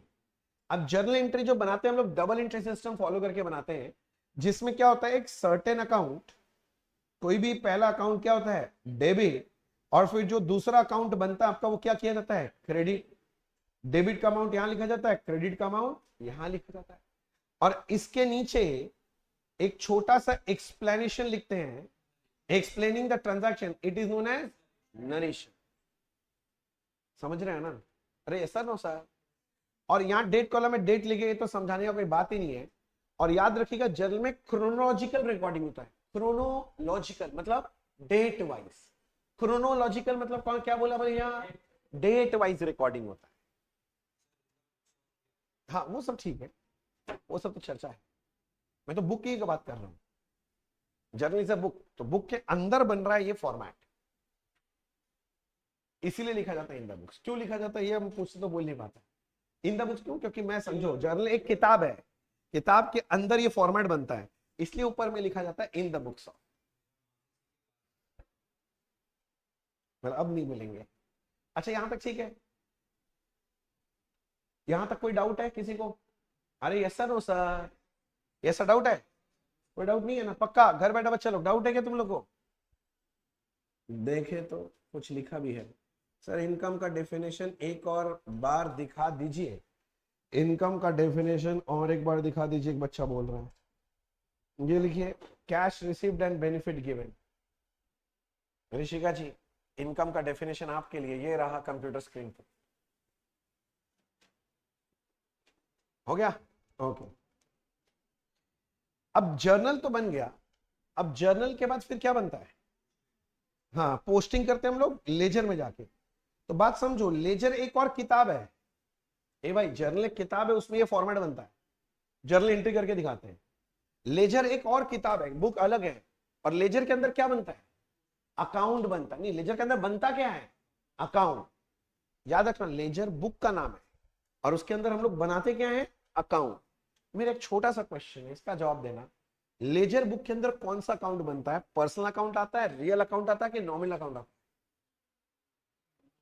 हाँ, तीनों, सारा आता है। इसमें क्या है, लेजर के अंदर सारा अकाउंट बनता है ना, अलग थोड़ी ना बनता है। तो ये कई बार क्वेश्चन पूछता है ब्लफ करने के लिए कि लेजर के अंदर कौन सा अकाउंट आएगा, रियल अकाउंट आएगा, पर्सनल अकाउंट आएगा, नॉमिनल अकाउंट आएगा, ऑल ऑफ दीज। तो क्या बोलोगे? All of these. याद रखना, सारे अकाउंट आते हैं, ठीक है ना। अब अकाउंट का फॉर्मेट मेरे को ऐसा लगता है कि सारा बच्चा को पता ही होगा ऐसे, फिर भी मैं एक अकाउंट ऐसे बनाता हूं। एक इधर में डेट का कॉलम होता है, फिर एक पर्टिकुलर्स होता है, याद है ना। यहां भी एक तो पतला सा लाइन बनता, भगवान जाने क्या है ये। फिर एक अमाउंट का कॉलम, और सेम फॉर्मेट इस साइड में भी होता है। एक तो डेट होता है, वो एक तो पतला सा लाइन आता है, और बगल में अमाउंट कॉलम। हाँ भाई साहब, इस साइड में लिखते थे डेबिट, इस साइड में क्या लिखते हैं? क्रेडिट। जो भी अकाउंट का नाम होगा ऊपर में लिखा जाएगा। फॉर एग्जाम्पल मैं बोलता हूं, मान लीजिए परचेज अकाउंट होता, कैसे लिखेंगे? परचेज अकाउंट, ऐसे ना लिखा जाएगा। ये वाला कॉलम, पहला वाला कौन सा है? डेट। दूसरा वाला पर्टिक्यूलर्स। उसके बाद जर्नल फोलियो। लेजर में क्या बनता है? Journal folio. अमाउंट, फिर ऐसे ही date, particular, journal folio, amount. T format है तो टी फॉर्मेट ना। हाँ नहीं, आपको तो मेरे को पूरा बताना पड़ेगा, क्या चलता नहीं चलता तो बात का बात है। धीरे धीरे, हौले हौले, समय से पहले और उम्र से पहले चीजों का जानना खतरनाक होता है, याद रखिए। है टी शेप, आप सही बोल रहे। अच्छा मुन्ना, पोस्टिंग कैसे होता है? फॉर एग्जाम्पल मैं आपको ऐसे बोलता हूं, purchase goods from Ram on credit. थोड़ा बहुत अगर जर्नल एंट्री बनाना, हम बात करेंगे डिटेल में, एंट्री क्या होता है इसका, तो तुम ऐसे ही ना बोलेगा कि भैया परचेज अकाउंट डेबिट टू क्या, Ram account. Let's say amount 1000 rupees है, तो तुम 1000 ऐसे लिखेगा। ये तो जर्नल एंट्री हुआ। अब पोस्टिंग कहां होगा? लेजर अकाउंट में। तो कौन से अकाउंट में पोस्टिंग करेगा? परचेज अकाउंट में करेगा कि राम अकाउंट में? दोनों में होगा भाई साहब, दोनों में होगा। तो देखो पोस्टिंग कैसे करेंगे? परचेज में जब पोस्टिंग करने जा रहा हूं, इधर देखो प्लीज, लॉजिक समझो। परचेज अकाउंट क्या होगा? डेबिट, दिखाई दे रहा है ना। तो जब आप परचेज अकाउंट में जाके अपना हाथ डेबिट की तरफ लेके जाओगे, परचेज अकाउंट डेबिट, हाथ इस साइड में आ गया, बाकी एंट्री इसी साइड में लिखना पड़ेगा तुमको, डेबिट साइड में, यानी टू राम अकाउंट। समझा पोस्टिंग करने का स्टाइल? ऐसे आता है, पर एक बार मैं बता के जा रहा हूं ब्रश अप करने के लिए बस, और कोई हाथी घोड़ा वाला बात नहीं है। अरे अरे पापियों, समझ में आ रहा है कुछ मेरा बात? हाँ, ऐसे ही मान ले, आपको बनाने का जरूरत नहीं है, मैं सिर्फ समझाने के लिए बोल रहा हूं। आपको ये वाला अकाउंट बनाने का जरूरत नहीं। मान ले कि मैं ऐसे बोलता हूं, मेरे को राम अकाउंट में भी पोस्टिंग सीखना है, कैसे होगा पोस्टिंग? हाँ, मैं बस एक चीज विजुअलाइज करा रहा हूं, बस वो देख लो थोड़ा। तो हम कैसे पहले एंट्री पढ़ते हैं, पहले परचेज अकाउंट डेबिट, क्या लिखा है? टू राम। टू का मतलब हो गया क्रेडिट। तो भैया राम होगा क्रेडिट, तो राम से मैं पहुंचा क्रेडिट की तरफ, हाथ किस साइड में आ गया? राइट हैंड साइड में। तो पोस्टिंग राइट हैंड साइड में करना पड़ेगा। मतलब दूसरा एस्पेक्ट क्या था? परचेज। तो यहां पर बाई लिखा जाता है डेबिट समझाने के लिए, बाई परचेज, ऐसे पोस्टिंग हो जाएगा। किसी को डाउट है पोस्टिंग करने में? बच्चों का बहुत सारा सवाल रहता है कि भैया सुनिए ना, बचपन से एक डाउट है, किस किस को, बस ये बताना, किसी को पता है तो उससे मैं पूछूंगा तब बताना। ये जो लेजर फोलियो कॉलम है और ये जर्नल फोलियो कभी यूज ही नहीं आता बचपन से, तो इतना फालतू कॉलम बनाते ही क्यों है? ये क्या है? किसको पता है? बता, पता है? अच्छा थोड़ा सा ट्राई करेगा। और किसको पता है? बता, तुम ट्राई कर सकता है। और बताओ कोई है क्या? अच्छा तुम पहले बोल, बैठ गए, बैठ गए, हाँ। अच्छा गुड, तुमको क्या लगता है? कैसे चेक करेंगे, हम समझेंगे।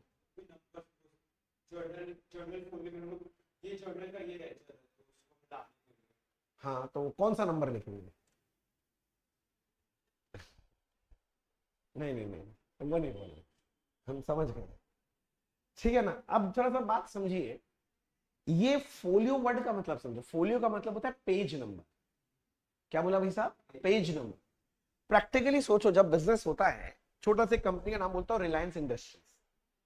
ठीक है ना, वो अपना एक जर्नल बनाता होगा, एक लेजर, उसका जर्नल तो 5 पेज का होता होगा साल भर का, 5 पेज में हो जाता होगा ना उसका।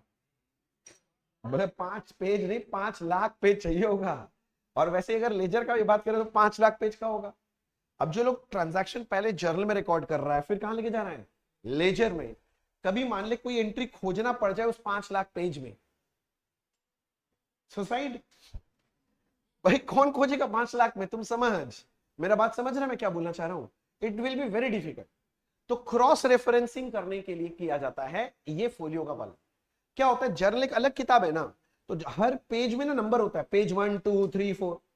मान लो ये वाला जो एंट्री है ना, purchase account debit to Ram, मान लो जर्नल बुक का पेज नंबर 19 में ये एंट्री मैंने किया। कौन सा पेज में, 19 में। अब मैं इसको पोस्ट करने जाऊंगा कहां पर, लेजर में। तो मैं लेजर में गया, जो कि परचेज अकाउंट बना हुआ था मेरा पेज नंबर 28 में मान लो, और मान ले कि राम अकाउंट मेरे पेज नंबर 37 में। तो समझ रहे मैं क्या बोल रहा हूं, परचेज अकाउंट डेबिट, मैं कौन सा अकाउंट में जा रहा हूं, परचेज में पोस्ट करना है, मैं जाके लिख दिया वहां पर टू राम। किंतु ये कहां से आया, जर्नल से ना। जर्नल के कौन से पेज नंबर में लिखा हुआ है ये बात, भैया 19 में लिखा हुआ है, तो मैं यहां बगल में आके जर्नल में यहां क्या लिखूंगा, 19। और आपने जो पोस्टिंग किया परचेज अकाउंट है, परचेज अकाउंट लेजर के कौन से पेज में, 28। तो परचेज के बगल में जाके लेजर फोलियो में लेजर का पेज नंबर लिख दिया जाएगा 28। ऐसे ही समझो, जब मैं राम में पोस्टिंग करने जाऊंगा बाई परचेज, जर्नल का कौन सा पेज नंबर से आया है, यहां 19 लिखूंगा, और ये राम है लेजर में कौन से पेज में, 37। तो जब जर्नल में जाके मैं लेजर का पेज नंबर 37 लिखूंगा, इससे क्या होगा, क्रॉस रेफरेंसिंग। मान ले कभी मेरे को ये एंट्री मैं देखने गया, और मैं देखने गया कि परचेज अकाउंट डेबिट मैंने किया है ना, गलत लिख दिया, 1000 नहीं था, 10,000। तो ठीक करना पड़ेगा मेरे को। तो अब मेरे को कौन से अकाउंट में जाके ठीक करना है, परचेज। मेरा तो लाखों अकाउंट है, नहीं समझा मेरा बात। अब परचेज खोजते खोजते तो पेज पलटते पलटते मर जाएंगे।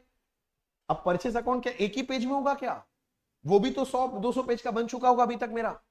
अरे बोल, समझ रहा है।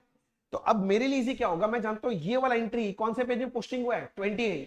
मैं लेजर का पेज नंबर 28 खोल के फट से देख लूंगा, नहीं समझा। अब मान ले कोई चीज राम में गड़बड़ कर दिया, तो राम अकाउंट कौन से पेज में बना लेजर में, 37। मैं 37 में जाके देख लूंगा। या फिर उल्टा, मान ले मैं राम अकाउंट चेक कर रहा था किसी दिन बैठ के, मेरे को अरे यार ये एंट्री ना गड़बड़ हो गया, तो जर्नल तो हो गया लाखों पेज का, कौन से पेज में जाके देखना है, हाँ पेज 19 का देखो मिल जाएगा। ये क्रॉस रेफरेंसिंग के लिए बना, किसके लिए बना है, क्रॉस रेफरेंसिंग के। बात समझा। अब यहीं से एक हम लोग के लिए एक क्रॉस रेफरेंसिंग रूल बना रहा हूं, जो सारा बच्चा लोग आगे से यूज करेगा। यही बुद्धि को ना हम लोग अपने लिए यूज करेंगे एग्जाम के पहले 3 घंटा बचाने के लिए। एग्जाम के पहले दिन टाइम ज्यादा होता है, कम होता है, कम होता है ना। अगर मैं तुम्हारा पढ़ने के लिए 3 घंटा बचा के दूं, कैसा लगेगा, बहुत खराब लगेगा। बचाना है कि नहीं बचाना है, पहले बोलो तो। देखो जानते हो एग्जाम के पहले दिन क्या चीज में टाइम वेस्ट होता है, सम खोजने में। सोच के देखो, होता होगा कि सर बोले यार ये वाला सम इंपॉर्टेंट है, अरे ये वाला सम किए थे, मतलब अचानक से कॉपी में इसका सोल्यूशन खोजे, टक टक टक करके खोज रहा है। या फिर कॉपी में तुम सोल्यूशन देख रहा था, याद अरे इसका क्वेश्चन कहां पर है, बुक में खोजेगा जाके, टाइम बहुत वेस्ट होता है। और रिवीजन करते वक्त तो बहुत वेस्ट होता है खोजने में, हुआ भी होगा आपका। तो करते क्या है, एक आपका बुक होगा जो हम लोग आपको दे देंगे, आपको मिल जाएगा, कोई बात नहीं, एक बुक रहेगा और एक नोटबुक जिसमें आप लिख रहे। आज ही से पहला काम करना, अपना नोटबुक का ना पहला पेज से लेकर लास्ट पेज तक का नंबरिंग करके छोड़ देना। लगेगा 15-20 मिनट आपको, 1 पेज 1 2, समझ रहा है मेरा बात, नंबरिंग करके छोड़ देगा। अब हम लोग क्या करने वाले, मान लो ये कॉपी का पेज है आपका, कॉपी कॉपी कॉपी मतलब आपका नोटबुक का बात कर रहे हैं। आज मान लो कोई हम चैप्टर स्टार्ट किए, अब उस चैप्टर का सम नंबर 1 सॉल्व कर रहे हैं। लेट्स से आप एक चैप्टर कर रहे हो डेप्रिसिएशन, लेट्स से डेप्रिसिएशन का मैं सम नंबर 1 कर रहा हूं। तो आप क्या करोगे, पहले यहां कॉपी में आके लिखोगे सम नंबर 1, इतना ही लिखते थे ना, अब आगे ज्यादा लिखोगे। सम नंबर 1 हमारे बुक का कौन सा पेज नंबर है, मैं मुझे जाके लिखूं। मान लो बुक का पेज नंबर 55 में, तो मैं नोटबुक में आके क्या लिखूंगा, 1/55, और फिर सम सॉल्व करूंगा।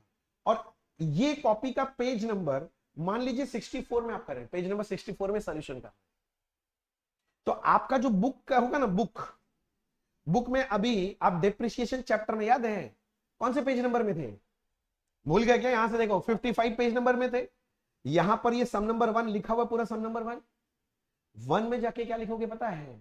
यहां लिखेंगे 1/64 में 1/64 लिखे पेज नंबर है।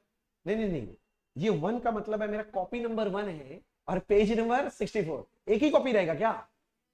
कॉपी 2 भी तो आएगा, 3 भी तो आएगा, नहीं तो फिर कंफ्यूजन होगा। तो फिर आप क्या लिखोगे?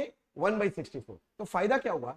मान लो किसी दिन मैंने बोला भाई सुना सम नंबर 1 एग्जाम के पहले दिन करके चला जाना, अब तुमको खोजना पड़ेगा कि मान लो 5 कॉपी बन गया, तो तुम 5 कॉपी में खोजिए कहां की थी, याद नहीं आ रहा है, भूल जाएगा, ऑब्वियस सा बात है। बुक खोला, सम नंबर 1 में क्या लिखा हुआ है? 1/64। इसका मतलब क्या है?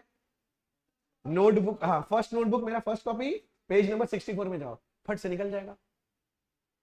नहीं समझा मेरा बात? या फिर मान ले तुम रिवाइज कर रहा है, तुमको याद है यार सर बोले थे सम नंबर 1 बहुत इंपॉर्टेंट है, तो एक बार तो क्वेश्चन पढ़ के फिर ना सोल्यूशन देखेगा, तो क्वेश्चन कहां मिलेगा?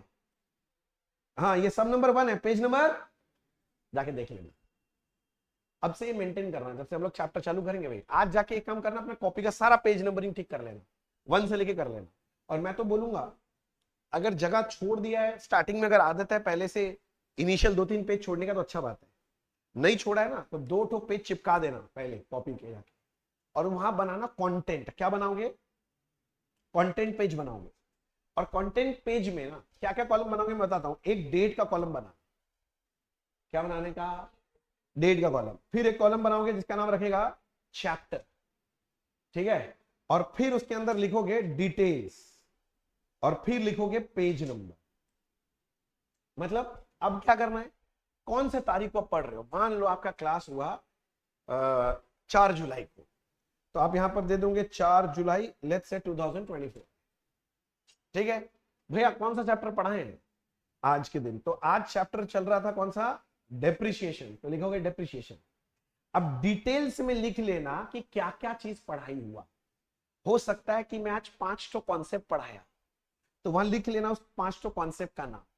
3 सम कराया, वो 3 सम लिख लेगा, और ये कौन से पेज नंबर से कौन से पेज नंबर में, ये भी नोट कर लेना। अगर ये कंटेंट बना हुआ रहेगा ना तो वापस से रिवीजन में आपको काम आएगा। अगर आपको मान लो हम कभी बोले कि जा डेप्रिसिएशन चैप्टर रिवाइज करके आ, तो तुम कंटेंट खोलेगा, फट से यहां पर देखेगा कहां से कहां तक पढ़ना है, काम कर। और अगर मान लो तुमको बोला अरे कॉन्सेप्ट नंबर 5 हुआ था ना, अब तुम डेप्रिसिएशन मान ले 50 पेज का नोट्स है तुम्हारा, तुम कहां खोजेगा? तुमको देखना कॉन्सेप्ट नंबर 5 कंटेंट में है, अरे कॉन्सेप्ट नंबर 5 सर पहले दिन पढ़ा है, खोला वहां पर फट से पहला दिन का नोट्स, पेज नंबर यहां लिखा हुआ है, खोला पढ़ लिया। अपने आप को ऑर्गेनाइज बनाओ, अनऑर्गेनाइज होगे तो मुश्किल हो जाए। बोलो यहां तक क्लियर हो गया? ठीक है, अब बैक टू पवेलियन, जो काम कर रहे थे उसमें आ जाते। तो हम लोग चर्चा किसके बारे में कर रहे थे? लेजर। और लेजर में जर्नल फोलियो, जर्नल में लेजर फोलियो का लॉजिक समझ में आया। अब हर एक अकाउंट हम लोग जाके बैलेंस करते हैं, पता होगा बैलेंस करते हैं। अब जब बैलेंस करते हैं, लेट्स से इस साइड में 1 लाख रुपए का फिगर है, इस साइड में 80,000, तो जब बैलेंस करेंगे एंड में आके क्या लिखेंगे? टू बैलेंस की बाई बैलेंस? यहां पर, यहां तो ऐसे लिखेगा ना, बाई बैलेंस कैरी डाउन, कितना बैलेंस आएगा? इस साइड में 1 लाख है, इस साइड में 80, तो बैलेंस कितना आएगा? 20 डिफरेंस आता है, यहां पर लिखा जाएगा।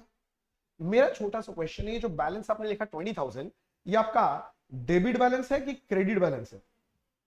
भैया ऑब्वियसली क्रेडिट साइड में, मतलब कौन सा बैलेंस है? पागल है तुम लोग, डेबिट बैलेंस है। याद रखिएगा ये डेबिट बैलेंस है। मैं क्यों बोल रहा हूं, अगले दिन ये जो कैरी डाउन किया, अगले दिन ब्रॉड डाउन नहीं करोगे क्या?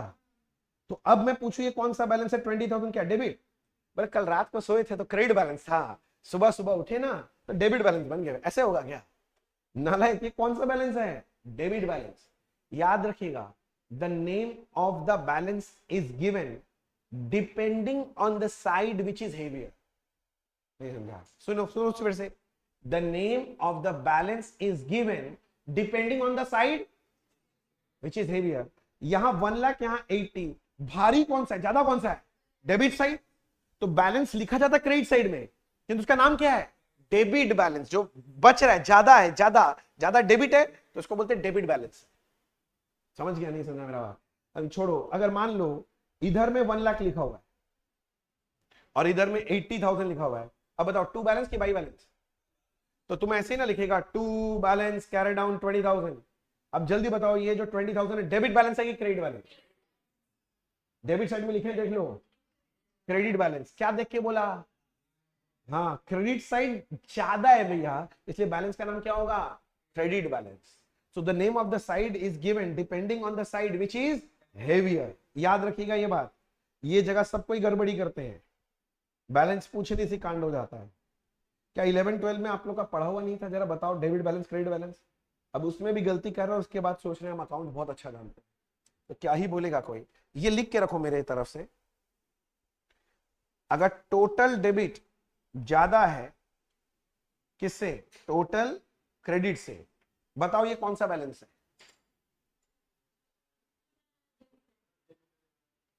डेबिट बैलेंस, डेबिट का टोटल ज्यादा है क्रेडिट के टोटल से, तो ये कौन सा बैलेंस है? हाँ, तो वही तो पूछ रहे हैं, डेबिट बैलेंस। हो जाता है तुम लोग कभी कभी, मतलब खोते नहीं है आप, अचानक से क्या क्या पूछने लग जाता है, समझ में नहीं आता क्या पूछ रहे हैं। अच्छा, अगर टोटल क्रेडिट ज्यादा हो जाए टोटल डेबिट से, तब ये credit balance. No balance, zero balance. ओ बाबा, वेरी गुड।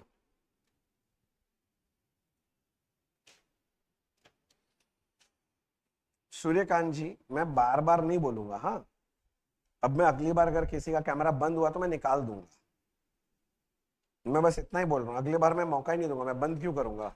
बाकी लोग का चालू है तो मैं निकाल दूंगा, फिर आप क्लास ही नहीं कर पाएंगे, अच्छा होगा। बोलो यहां तक कोई डाउट? यहां तक सब कुछ समझ आ रहा है? यस सर कि नो सर? ठीक है, ट्रायल बैलेंस और फाइनल अकाउंट्स का भी चर्चा नहीं करते, उसका तो चर्चा धीरे धीरे आगे होगा। अब मैं जो चर्चा करने वाला हूं वो है, मैं ये समझना चाहता हूं कि जो ट्रांजैक्शन है, कैश ट्रांजैक्शन है कि क्रेडिट ट्रांजैक्शन? किसका चर्चा करेंगे? कैश और क्रेडिट ट्रांजैक्शन का। तो हेडिंग लगाएंगे, पॉइंट नंबर क्या बनेगा? 29। 29 ये लिखो, कैश और क्रेडिट ट्रांजैक्शन। अभी मैं 5-6 तो ट्रांजैक्शन लिख रहा हूं, पहले आप कॉपी कर लो, और जब कॉपी हो जाए फिर आप लोग डिस्कस करेंगे कि ये कैश ट्रांजैक्शन कहलाएगा कि क्रेडिट में ट्रांजैक्शन।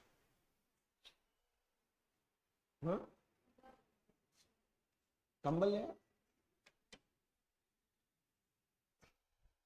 लिखिए, purchased goods from Ram in cash. Next लिखिए,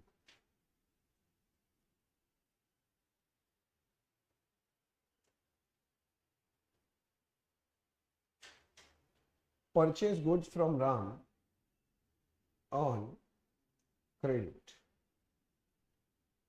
तीसरा लिखिए, परचेज गुड्स फ्रॉम राम। चौथा लिखिए,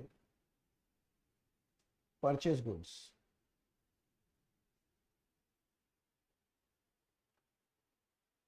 अगला लिखिए, परचेज गुड्स फॉर कैश। और नेक्स्ट लिखेंगे, परचेज गुड्स ऑन क्रेडिट।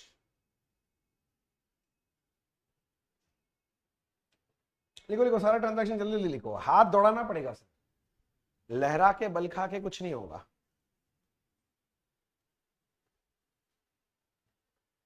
लिखना हो जाए तो बता दीजिएगा बस।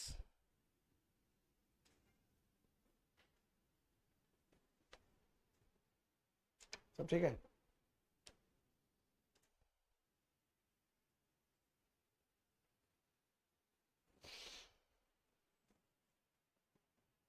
बढ़े आगे? रेडी सब कोई? सुनो, पहला वाला पढ़ो, मैंने लिखा है purchase goods from Ram in cash. जरा बताओ ये कैश ट्रांजैक्शन ही क्रेडिट? कैश कैसे पता चला? बोला लिखा हो भैया, बच्चे का जान लेंगे क्या? लिखा तो है कैश। अच्छा, सेकंड वाला बताओ कैसे बताया? क्रेडिट। अरे लिखा हुआ भैया ऑन क्रेडिट, बोल रहा है उसमें, पूछ रहे हैं क्या है। अच्छा ठीक है, सॉरी, क्रेडिट। अगला वाला देखो, परचेज गुड्स फ्रॉम राम, ये तो बोला ही नहीं cash credit. Purchase goods from Ram, इस बार बोला कैश, इस बार बोला क्रेडिट। अब बताओ क्या। हाँ तो क्या है ये, क्रेडिट ट्रांजैक्शन। क्या देख के बोला? हाँ, तो यहां पर सीखने को मिला, अगर पार्टी का नाम दे दे और कैश क्रेडिट कुछ भी ना बोले, ये कौन सा ट्रांजैक्शन है? Credit transaction. If parties name is given but cash credit is not mention, then it is credit transaction. अच्छा अब बताओ, परचेज गुड्स, कैश भी नहीं बोला, क्रेडिट भी नहीं बोला, पार्टी का नेम भी नहीं बोला। हाँ, कैश क्रेडिट ना बोले और पार्टी का नाम भी ना दे, तो ये क्या होगा? Cash transaction. Purchase goods, party का नाम नहीं दिया किंतु फॉर कैश बोला है, हाँ तो कैश ही है भैया, बोला तो है तो कैश। और लास्ट वाला क्रेडिट, कैसे पता चला? हाँ क्रेडिट बोला हुआ है भैया, पार्टी का नेम नहीं दिया हो तो क्या होगा? क्रेडिट तो बोला है। तो मतलब अभी क्या समझ रहे हैं हम लोग कि ये कैश ट्रांजैक्शन है कि क्रेडिट, ये कैसे पता चलेगा? एक बार लिखना मत, मेरा बात समझना, आगे मैं जो बोल रहा हूं मेरा बात थोड़ा समझो। तो क्राइटेरिया जो है कैश, क्रेडिट और पार्टी नेम का बात में क्राइटेरिया, अगर सब में बोला कैश है, ऑब्वियसली क्रेडिट के बारे में कुछ नहीं बोला होगा। अगर पार्टी का नेम भी दे दिया है तो कौन सा ट्रांजैक्शन है? हाँ कैश तो बोल ही दिया, इसका मतलब क्या है? Cash transaction. कैश नहीं बोला, सब में बोला क्रेडिट ट्रांजैक्शन और पार्टी का नेम भी दिया है, तो इसका मतलब ये कौन सा ट्रांजैक्शन है? क्रेडिट। सब में कैश भी नहीं बोला, क्रेडिट भी नहीं बोला, किंतु पार्टी का नेम दिया है, तो ये क्रेडिट ट्रांजैक्शन है। सब में पार्टी का नेम नहीं दिया है, कैश भी नहीं बोला और क्रेडिट भी नहीं बोला, कुछ भी नहीं बोला, तो ये कैश ट्रांजैक्शन है। सब में पार्टी का नेम नहीं दिया, क्रेडिट नहीं बोला, कैश बोल रहा है, तो ये कैश ट्रांजैक्शन है। समय पार्टी का नेम भी नहीं दिया, कैश भी नहीं बोला, किंतु क्रेडिट बोला है, तो ये क्रेडिट ट्रांजैक्शन। क्या आप ये चार्ट समझ पा रहे हैं? किंतु ये जो मैंने कैश क्रेडिट का बाइफरकेशन करने का रूल समझाया, ये आपको कोई नहीं बताएगा। It is applicable only and only in case of purchase and sale transaction. इसको छोड़ के कोई और ट्रांजैक्शन में ये रूल मत लगाना। ये रूल सिर्फ और सिर्फ कहां काम करता है? हाँ, this rule is applicable only in case of purchase and sale transaction. इसके अलावा और कोई ट्रांजैक्शन में ये रूल काम नहीं करता। बात समझ में आया? तो ये वाला चार्ट बनाओ, जल्दी से बनाओ, बनाओ चार्ट बनाओ, और यहां पर ऐसे एरो लगाओ और नीचे लिख लेना, this rule is applicable only on, क्या? Only on purchase and sale transaction. Purchase और सेल के ट्रांजैक्शन के लिए एप्लीकेबल है। कोई एक्सपेंस है, कोई इनकम है और कोई ट्रांजैक्शन के लिए सब एप्लीकेबल नहीं। लिख के रखिए।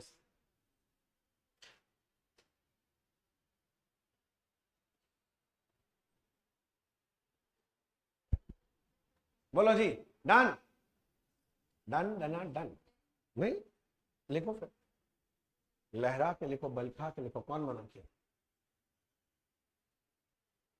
बोला एक बार बोलते हैं लहराने बलखाने से नहीं चलेगा, फिर एक बार बोलते हैं लहरा के लिखो। आदमी करे तो क्या करे, कंफ्यूज हो जाता है एकदम।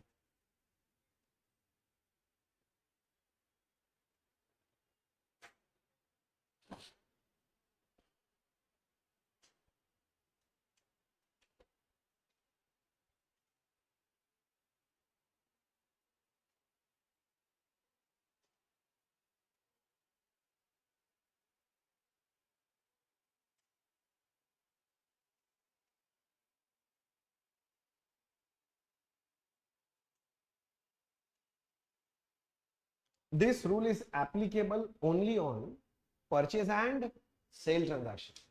ये लिख लेना, this rule is applicable only on purchase and sale transaction. ए, हो गया लिखना? अच्छा, अब मैं क्या करने वाला हूं मुन्ना, अब मैं कुछ ट्रांजैक्शन लूंगा और मैं आपको उसका एनालिसिस करके जर्नल एंट्री बनाना सिखाऊंगा।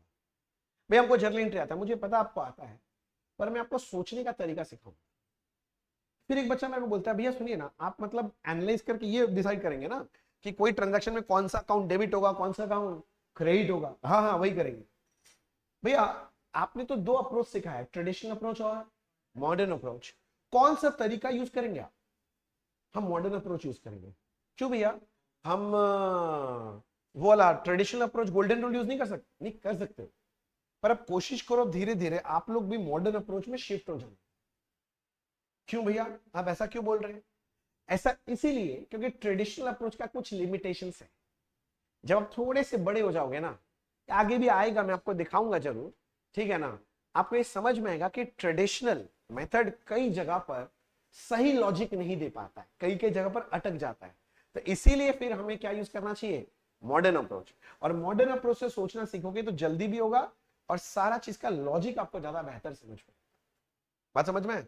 तो हम लोग अभी सब करेंगे जब कुछ भी डिस्कशन, वो कौन से अप्रोच से करेंगे? मॉडर्न अप्रोच से। चलिए, और ये कर रहे हैं एनालिसिस ऑफ ट्रांजैक्शंस।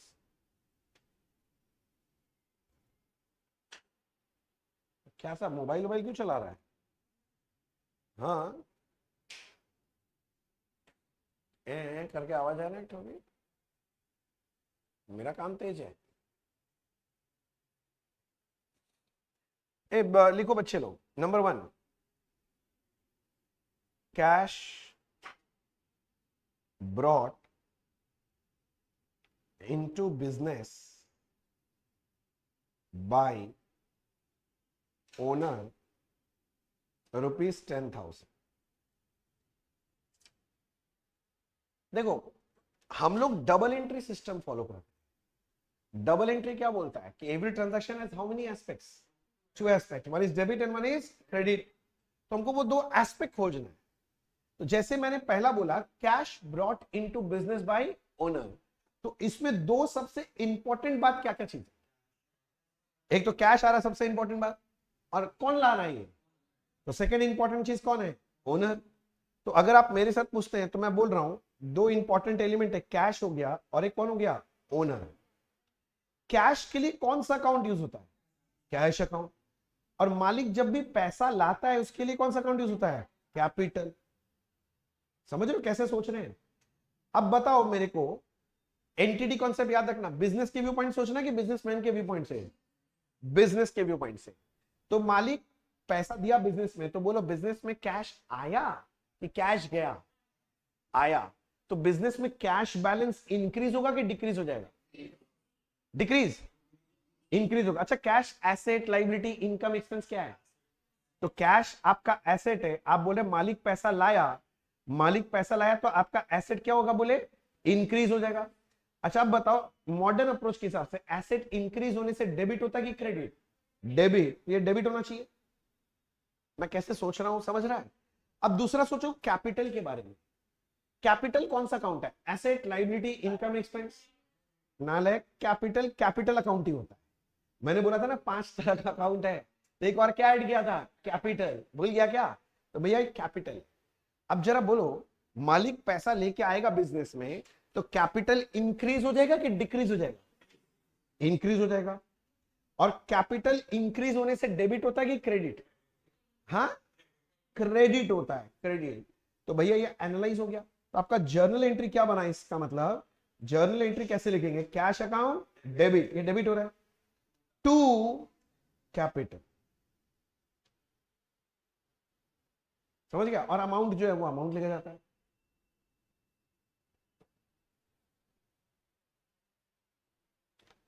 समझ गया? अरे बोलो। फिर एक बच्चा मेरे से क्वेश्चन पूछा, बोले जब इतना लॉजिक दिए, एक लॉजिक बताइए तो बचपन में आया था कोई बताया नहीं। हम क्या बोले, बचपन में बोला जाता था डेबिट के नीचे जब क्रेडिट लिखते हैं तो थोड़ा सा स्पेस छोड़ के लिखना चाहिए। क्यों? थोड़ा खिसका के क्यों लिखते हैं? बोल सकते हैं, किंतु एक्चुअल रीजन ये नहीं था। एक्चुअल रीजन था, अगर आपको याद हो कि जो जर्नल का फॉर्मेट होता है, फॉर्मेट समझिए ना जर्नल का, उसमें क्रेडिट का कॉलम किधर है, थोड़ा खिसका हुआ है, इसीलिए क्रेडिट का आइटम को भी थोड़ा खिसका दिया है।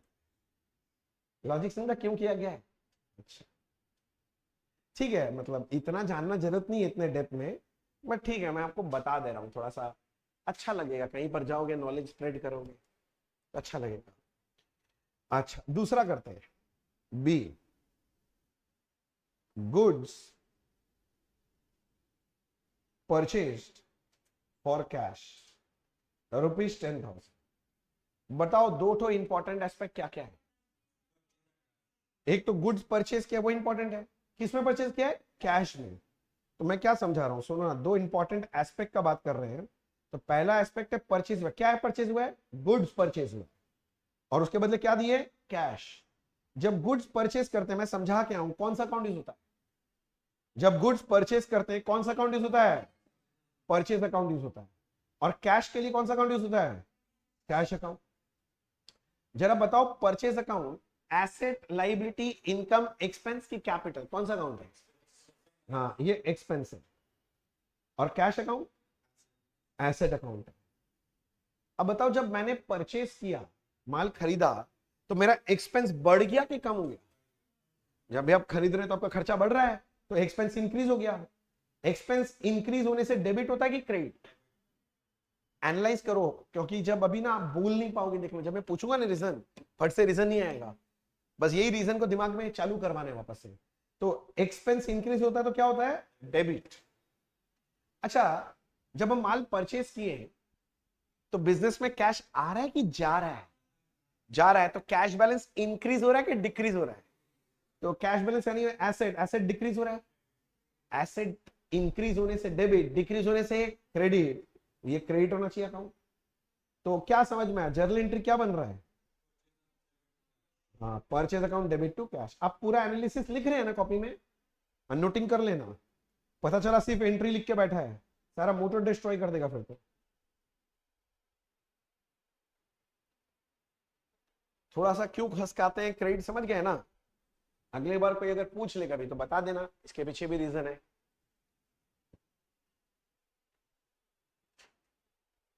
बोलो ठीक है घर बैठे बच्चे लोग, सब बढ़िया। अच्छा तीसरा लिखिए, सब बोल रहे हैं बढ़िया, तो फिर तीसरा लिखिए, गुड्स सोल्ड फॉर कैश ₹10,000। ये आपका सारा अमाउंट 10,000 ही है, अमाउंट में क्या रखा अभी, अभी तो मुझे जर्नल एंट्री सिखाना है। बताओ दो इंपॉर्टेंट एस्पेक्ट बताओ, किसको सेल किया तो, गुड सोल्ड, तो गुड सोल्ड एक एस्पेक्ट है, वर्ड पे ध्यान देना, गुड सोल्ड एक एस्पेक्ट है, सेल किसमें किया है, कैश में, तो दूसरा एस्पेक्ट क्या है, कैश है। जब गुड सेल करते हैं तो अकाउंट कौन सा यूज होता है, सेल्स अकाउंट। और कैश के लिए कौन सा अकाउंट यूज होता है, कैश अकाउंट। घबरा गया क्या, बताओ sales account asset liability income expense, income account. और कैश अकाउंट एसेट होता है। अच्छा आपने माल सेल किया, सेल मतलब इनकम, तो इनकम बढ़ गया कि कम हो गया, इनकम, माल बेचेंगे तो इनकम कम हो जाएगा ना, बढ़ेगा, तो इनकम इंक्रीज हो रहा है। बताओ इनकम इंक्रीज होने से क्या करते हैं, क्रेडिट, इनकम इंक्रीज होने से क्रेडिट, डिक्रीज होने से डेबिट। इनकम इंक्रीज हुआ है तो क्या करोगे मुन्ना, क्रेडिट। तो रूल पढ़ ले, पढ़ के आने बोलते हैं इसलिए। और जब हम माल सेल किए तो घर में कैश आया कि गया, आया ना, आया तो तुम्हारा कैश बैलेंस इंक्रीज हो गया कि डिक्रीज हो गया, हाँ तो इंक्रीज हो गया, तो एसेट इंक्रीज, एसेट इंक्रीज होने से क्या करना पड़ता है, डेबिट।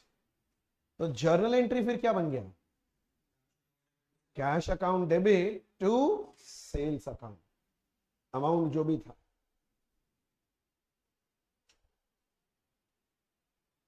ए मेरा ब्यूटीफुल हैंडराइटिंग समझ पा रहा है ना तुम लोग, जर्नल एंट्री बनाना बहुत डिफिकल्ट बात नहीं है, आप लोग रट के आ जाते हैं, अभी मैं डिस्कस कर रहा हूं, रीजन बीइंग आपको लॉजिक क्लियर हो कि एंट्री क्यों बन रहा है, क्योंकि आगे जाके जब थोड़ा अच्छा अच्छा एंट्रीज बनाएंगे, आप लॉजिक नहीं पकड़ पाएंगे तो गड़बड़ हो जाए। ठीक है ना? आइए डी नंबर पॉइंट।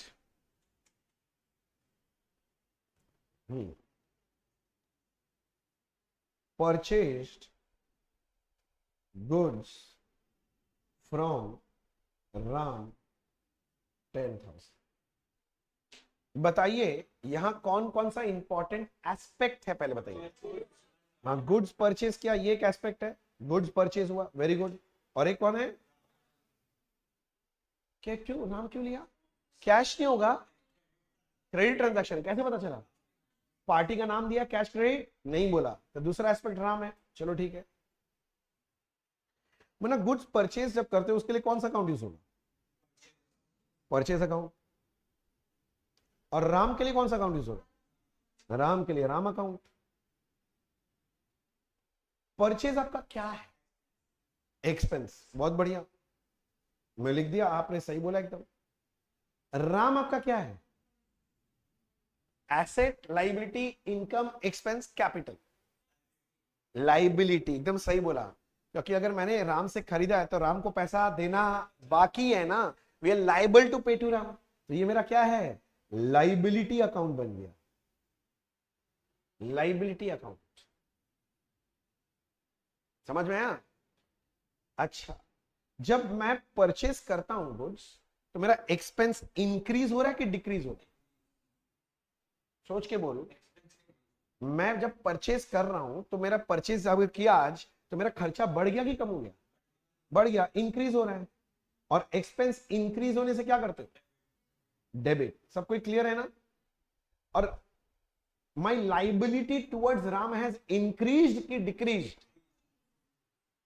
इंक्रीज होगा ना, पहले राम को कुछ नहीं देना था, आज अगर खरीदे तो अब देना हो गया, तो my liability towards Ram has increase, तो ये मेरा लाइबिलिटी इंक्रीज हो गया। और लाइबिलिटी इंक्रीज होने से डेबिट होता है कि क्रेडिट? क्रेडिट होता है। तो इसका जर्नल एंट्री क्या बना? Purchase account debit to Ram account. कितना रुपया?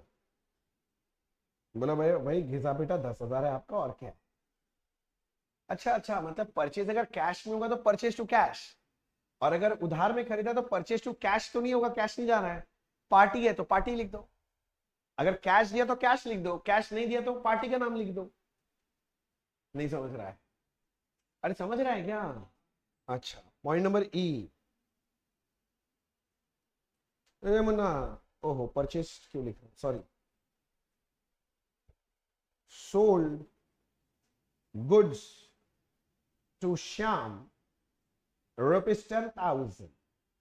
पहले बताओ, कैश सेल है कि क्रेडिट में सेल है? Credit sale. पार्टी का नाम दिया, कैश क्रेडिट नहीं बोला, मतलब क्रेडिट में हुआ है। बहुत बढ़िया। Two important aspects. हाँ, जो गुड सोल्ड किया वो एक एस्पेक्ट है, और दूसरा एस्पेक्ट कौन है? कैश। श्याम। गुड सोल्ड होने से कौन सा अकाउंट यूज होना चाहिए? सी। और श्याम के लिए कौन सा अकाउंट यूज होना चाहिए? श्याम अकाउंट। सेल्स आपका एसेट, लाइबिलिटी, इनकम, एक्सपेंस, सबको रिप्लाई करो। और श्याम आपका एसेट। हाँ, पैसा मिलना बाकी है, any amount receivable is your asset. मैंने श्याम को माल बेचा है तो उसे पैसा मिल गया कि मिलना बाकी है? एनी अमाउंट रिसीवेबल इज, मैंने इतना देर से चिल्लाया हूं, क्या होता है? ऐसे। तो ये मेरे लिए क्या बन गया? ऐसे। बोलो ना। अब जरा सोच के बताओ, जब मैं माल बेचा, सेल किया, तो मेरा इनकम इंक्रीज हो रहा है कि डिक्रीज हो रहा है? इंक्रीज हो रहा है। मुन्ना, अगर इनकम इंक्रीज होता है तो डेबिट होता है कि क्रेडिट होता है? ये तो क्रेडिट होता है। अब बताओ, श्याम मेरा एसेट है, तो मैं ऐसे बोले the amount receivable from Shyam, यानी कि मेरा एसेट हैज इंक्रीज की decrease?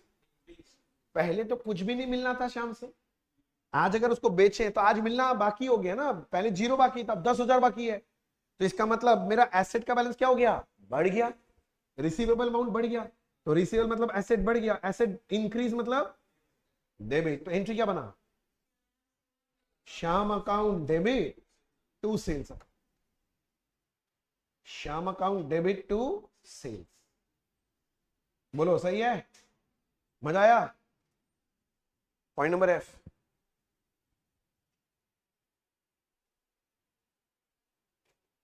Salary paid in cash to Ram, नहीं राम नहीं, बार बार राम होने से थोड़ी ना, अब हरी कर देते हैं, ₹10,000।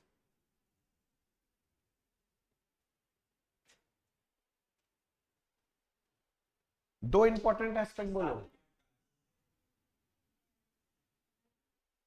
हरी नहीं, डरने का नहीं है, जो लगता है बोलो ना, पर ना क्यों बोले नहीं।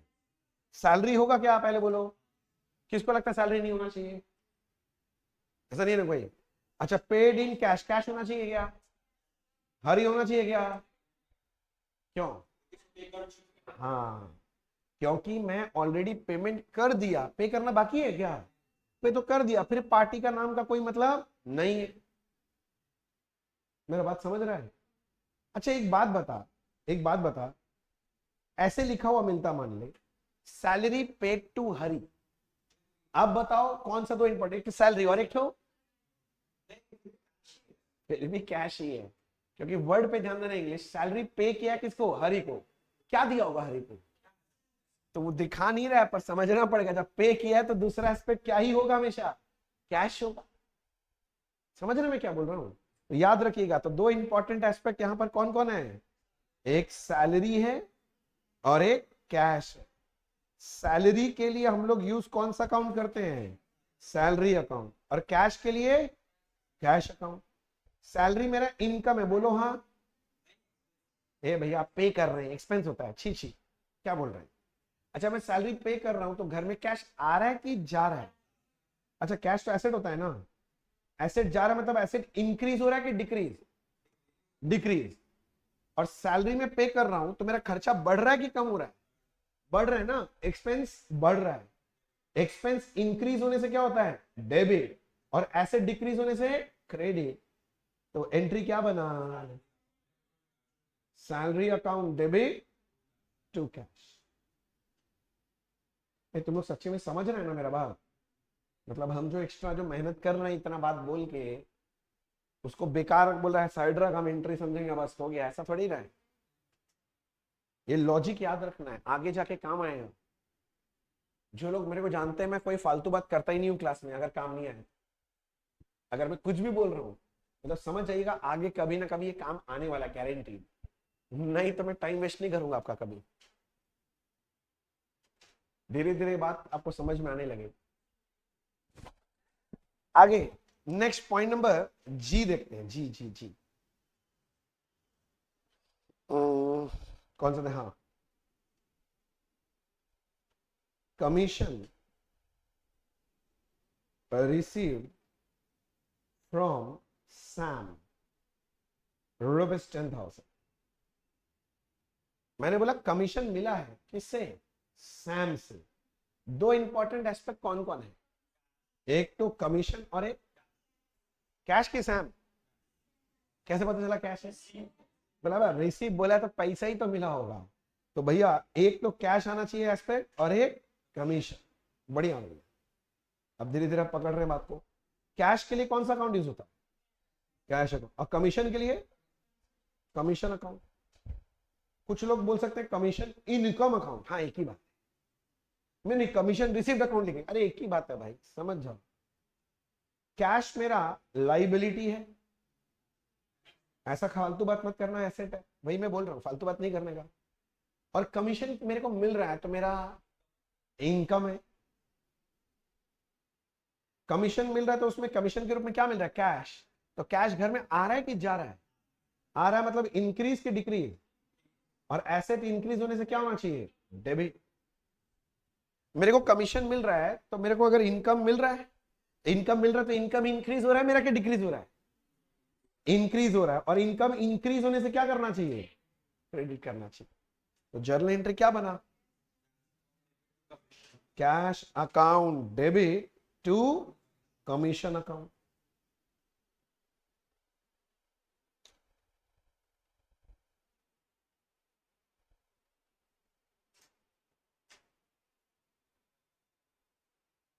Loan taken from mister A ₹10,000।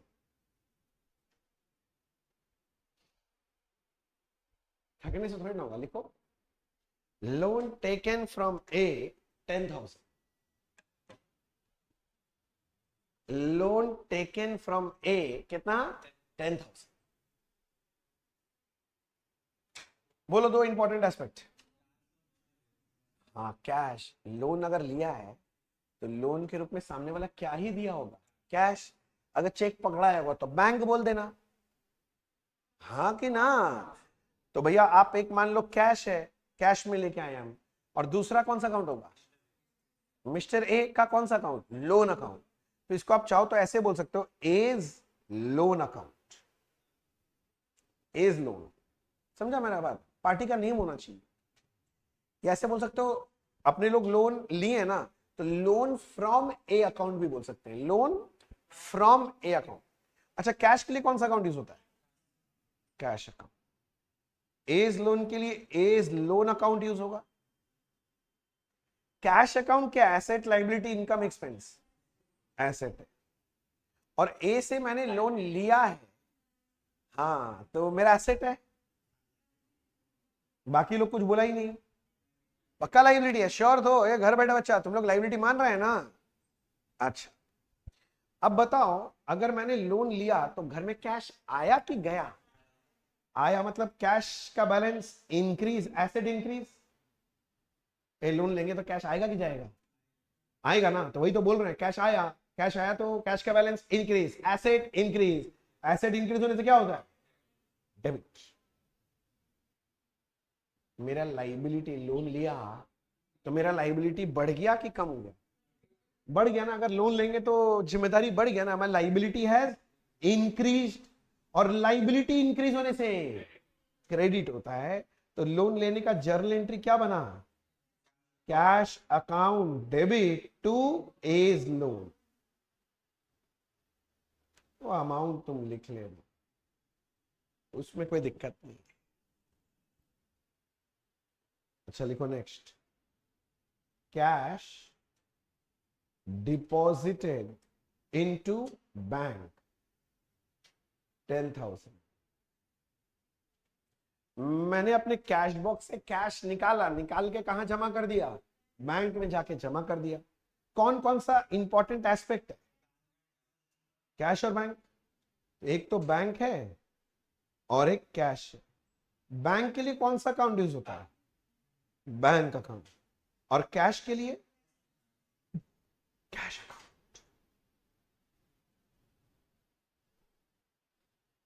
Cash तो मेरा एसेट है, बैंक, हाँ बैंक मतलब बैंक बैलेंस का बात हो रहा है, बैंक बैलेंस मेरे लिए एसेट है। एकदम सही बोल रहा है बच्चा। अच्छा बता, कैश डिपॉजिटेड इनटू बैंक, तो बैंक में पैसा जमा किया ना, तो बैंक बैलेंस इंक्रीज हो जाएगा कि कम हो जाएगा? इंक्रीज, तो ये इंक्रीज होगा। और एक चीज बता, कैश का जो बैलेंस था मेरा कैश बॉक्स में, वो इंक्रीज हो गया कि कम हो गया? डिक्रीज, डिक्रीज हो गया। और आप जानते हैं एसेट इंक्रीज होने से डेबिट और डिक्रीज होने से क्रेडिट होता है। हाँ, वो सब बाद में बात करेंगे, पहले लिखिए। छूटे छूटे जावे घोड़ा घास खावे। Bank account debit to cash. Bengal में रहते हैं इसलिए बोले हैं, ठीक है ना? अपना आपका कोई बंगाली फ्रेंड होगा तो उससे मतलब पूछ लीजिए। छूटे छूटे जावे घोड़ा डिंगे घास खावे। यहाँ पर कोई जानता है क्या बंगाली? तुम लोग में से ऑनलाइन में? नहीं, हमको नहीं लगता, इतना तो आता नहीं होगा तुम लोग को। मेरा मानना है जहां रहते हैं वहां का भाषा अच्छे से आना चाहिए। सामने वाला का दो ठो ऐसा गाली दे के चला जाए तो तुम भी खुश हो जाएगा, बोला हाँ थैंक यू वेरी मच बोलेगा। अगर दो बोले तो सामने वाले को रिटर्न में जवाब देना ही पड़ेगा क्या? न्यूटन का लॉ पढ़ा है ना, every action has a equal and equal नहीं, दुगना रिएक्शन देना है। वो दो बोला तो सामने वाले को चार सुनाना है, पागल गांधी जी कहीं का। चलो, ये कोई पॉलिटिकल जोक नहीं था, ये हम पहले बता देना। सॉरी सॉरी भाई, ठीक है, कि एक गाल बढ़ा है तो दूसरा भी बढ़ा दो, ऐसा थोड़ी ना। चलिए, कैश डिपॉजिट टू बैंक हो गया। अच्छा, next, cash withdrawn from bank 10,000। Important aspect बताओ, कैश और बैंक। कैश के लिए कौन सा अकाउंट? Cash account. बैंक के लिए कौन सा अकाउंट यूज होता है? Bank account. कैश मेरा एसेट, तो बैंक मेरा लाइबिलिटी। अच्छा, एसेट ही है, मतलब उफ, तंग कर देते हैं की बात। अच्छा बता, कैश विड्रॉन फ्रॉम बैंक मतलब मैं बैंक गया, जाके क्या लेके आया? कैश लाके कैश बॉक्स में रखा। तो कैश बॉक्स में तुम कैश लाके रखा, तो कैश का बैलेंस इंक्रीज हो गया कि डिक्रीज हो गया? इंक्रीज। तो तुम्हारा एसेट इंक्रीज हो गया। इंक्रीज हो गया मतलब क्या होना चाहिए? डेबिट। ये पैसा कहां से निकाला है तुम? बैंक। तुम अगर बैंक से निकाल के लाया तो बैंक बैलेंस इंक्रीज हो जाएगा कि डिक्रीज हो जाएगा? डिक्रीज। और एसेट डिक्रीज होने से क्या होता है? क्रेडिट। तो जर्नल एंट्री क्या बना? हाँ, cash account debit to bank account.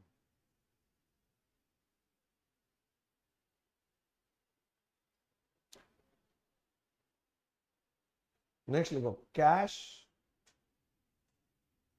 Withdrawn by owner for personal use, ₹10,000।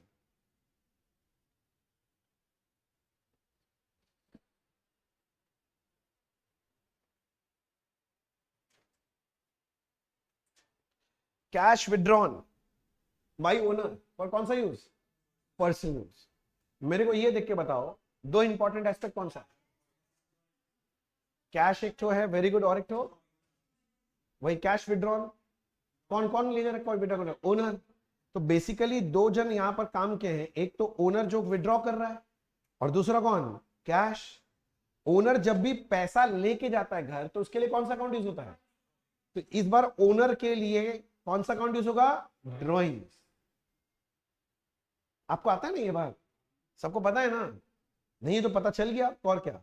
और कैश के लिए कौन सा अकाउंट यूज होता है? कैश। अच्छा, कैश अकाउंट तो एसेट अकाउंट होता है, वो मेरे को पता है। Drawing account asset, liability, income, expense, capital, क्या है? कैपिटल है। कैपिटल अकाउंट है, याद रखिएगा। ये कौन सा नेचर है? कैपिटल। मालिक का कोई भी रिलेशन वाला अकाउंट को क्या बोल देना? कैपिटल। दो ही होता है, जब मालिक पैसा लाता है कैपिटल, ले जाता है तो ड्रॉइंग्स। और दोनों का नेचर कौन सा? Type of account, capital. अच्छा, जरा बोलो, जब ड्रॉइंग्स होगा, सबका यहां पर ध्यान चाहिए। अब जब मालिक ड्राइंग करेगा, जरा सोचो, मालिक का कैपिटल इंक्रीज हो जाता है कि डिक्रीज हो जाता है? जिसको याद नहीं है तो ऐसे याद करो, तुम लोग बचपन में फाइनल अकाउंट्स बनाता था, ड्राइंग्स को बैलेंस शीट में कैपिटल से लेस करता था कि ऐड करता था? लेस मतलब कम ही ना करता है, डिक्रीज होता है। तो वही बोल रहा हूं, ड्राइंग्स करते हैं तो आपका कैपिटल क्या होता है? डिक्रीज। अच्छा, जो ड्राइंग्स किया तो बिजनेस में कैश आया कि चला गया? चला गया। चला गया मतलब कैश बैलेंस बढ़ गया, इंक्रीज की कम गया, डिक्रीज? कम गया ना भाई, चला गया मतलब कम हो गया, डिक्रीज। कैपिटल इंक्रीज होने से क्रेडिट होता है, किंतु डिक्रीज होने से डेबिट होता है। और एसेट डिक्रीज होने से भी डेबिट होता है, अच्छा क्रेडिट होता है। तो जर्नल एंट्री क्या बन गया? Drawings account debit to cash account. Drawings account debit to cash account. तुम लोग समझ रहे हैं ना सब? मैं कोशिश कर रहा हूं लॉजिकली थोड़ा लेके जाने का इनिशियल एंट्रीज।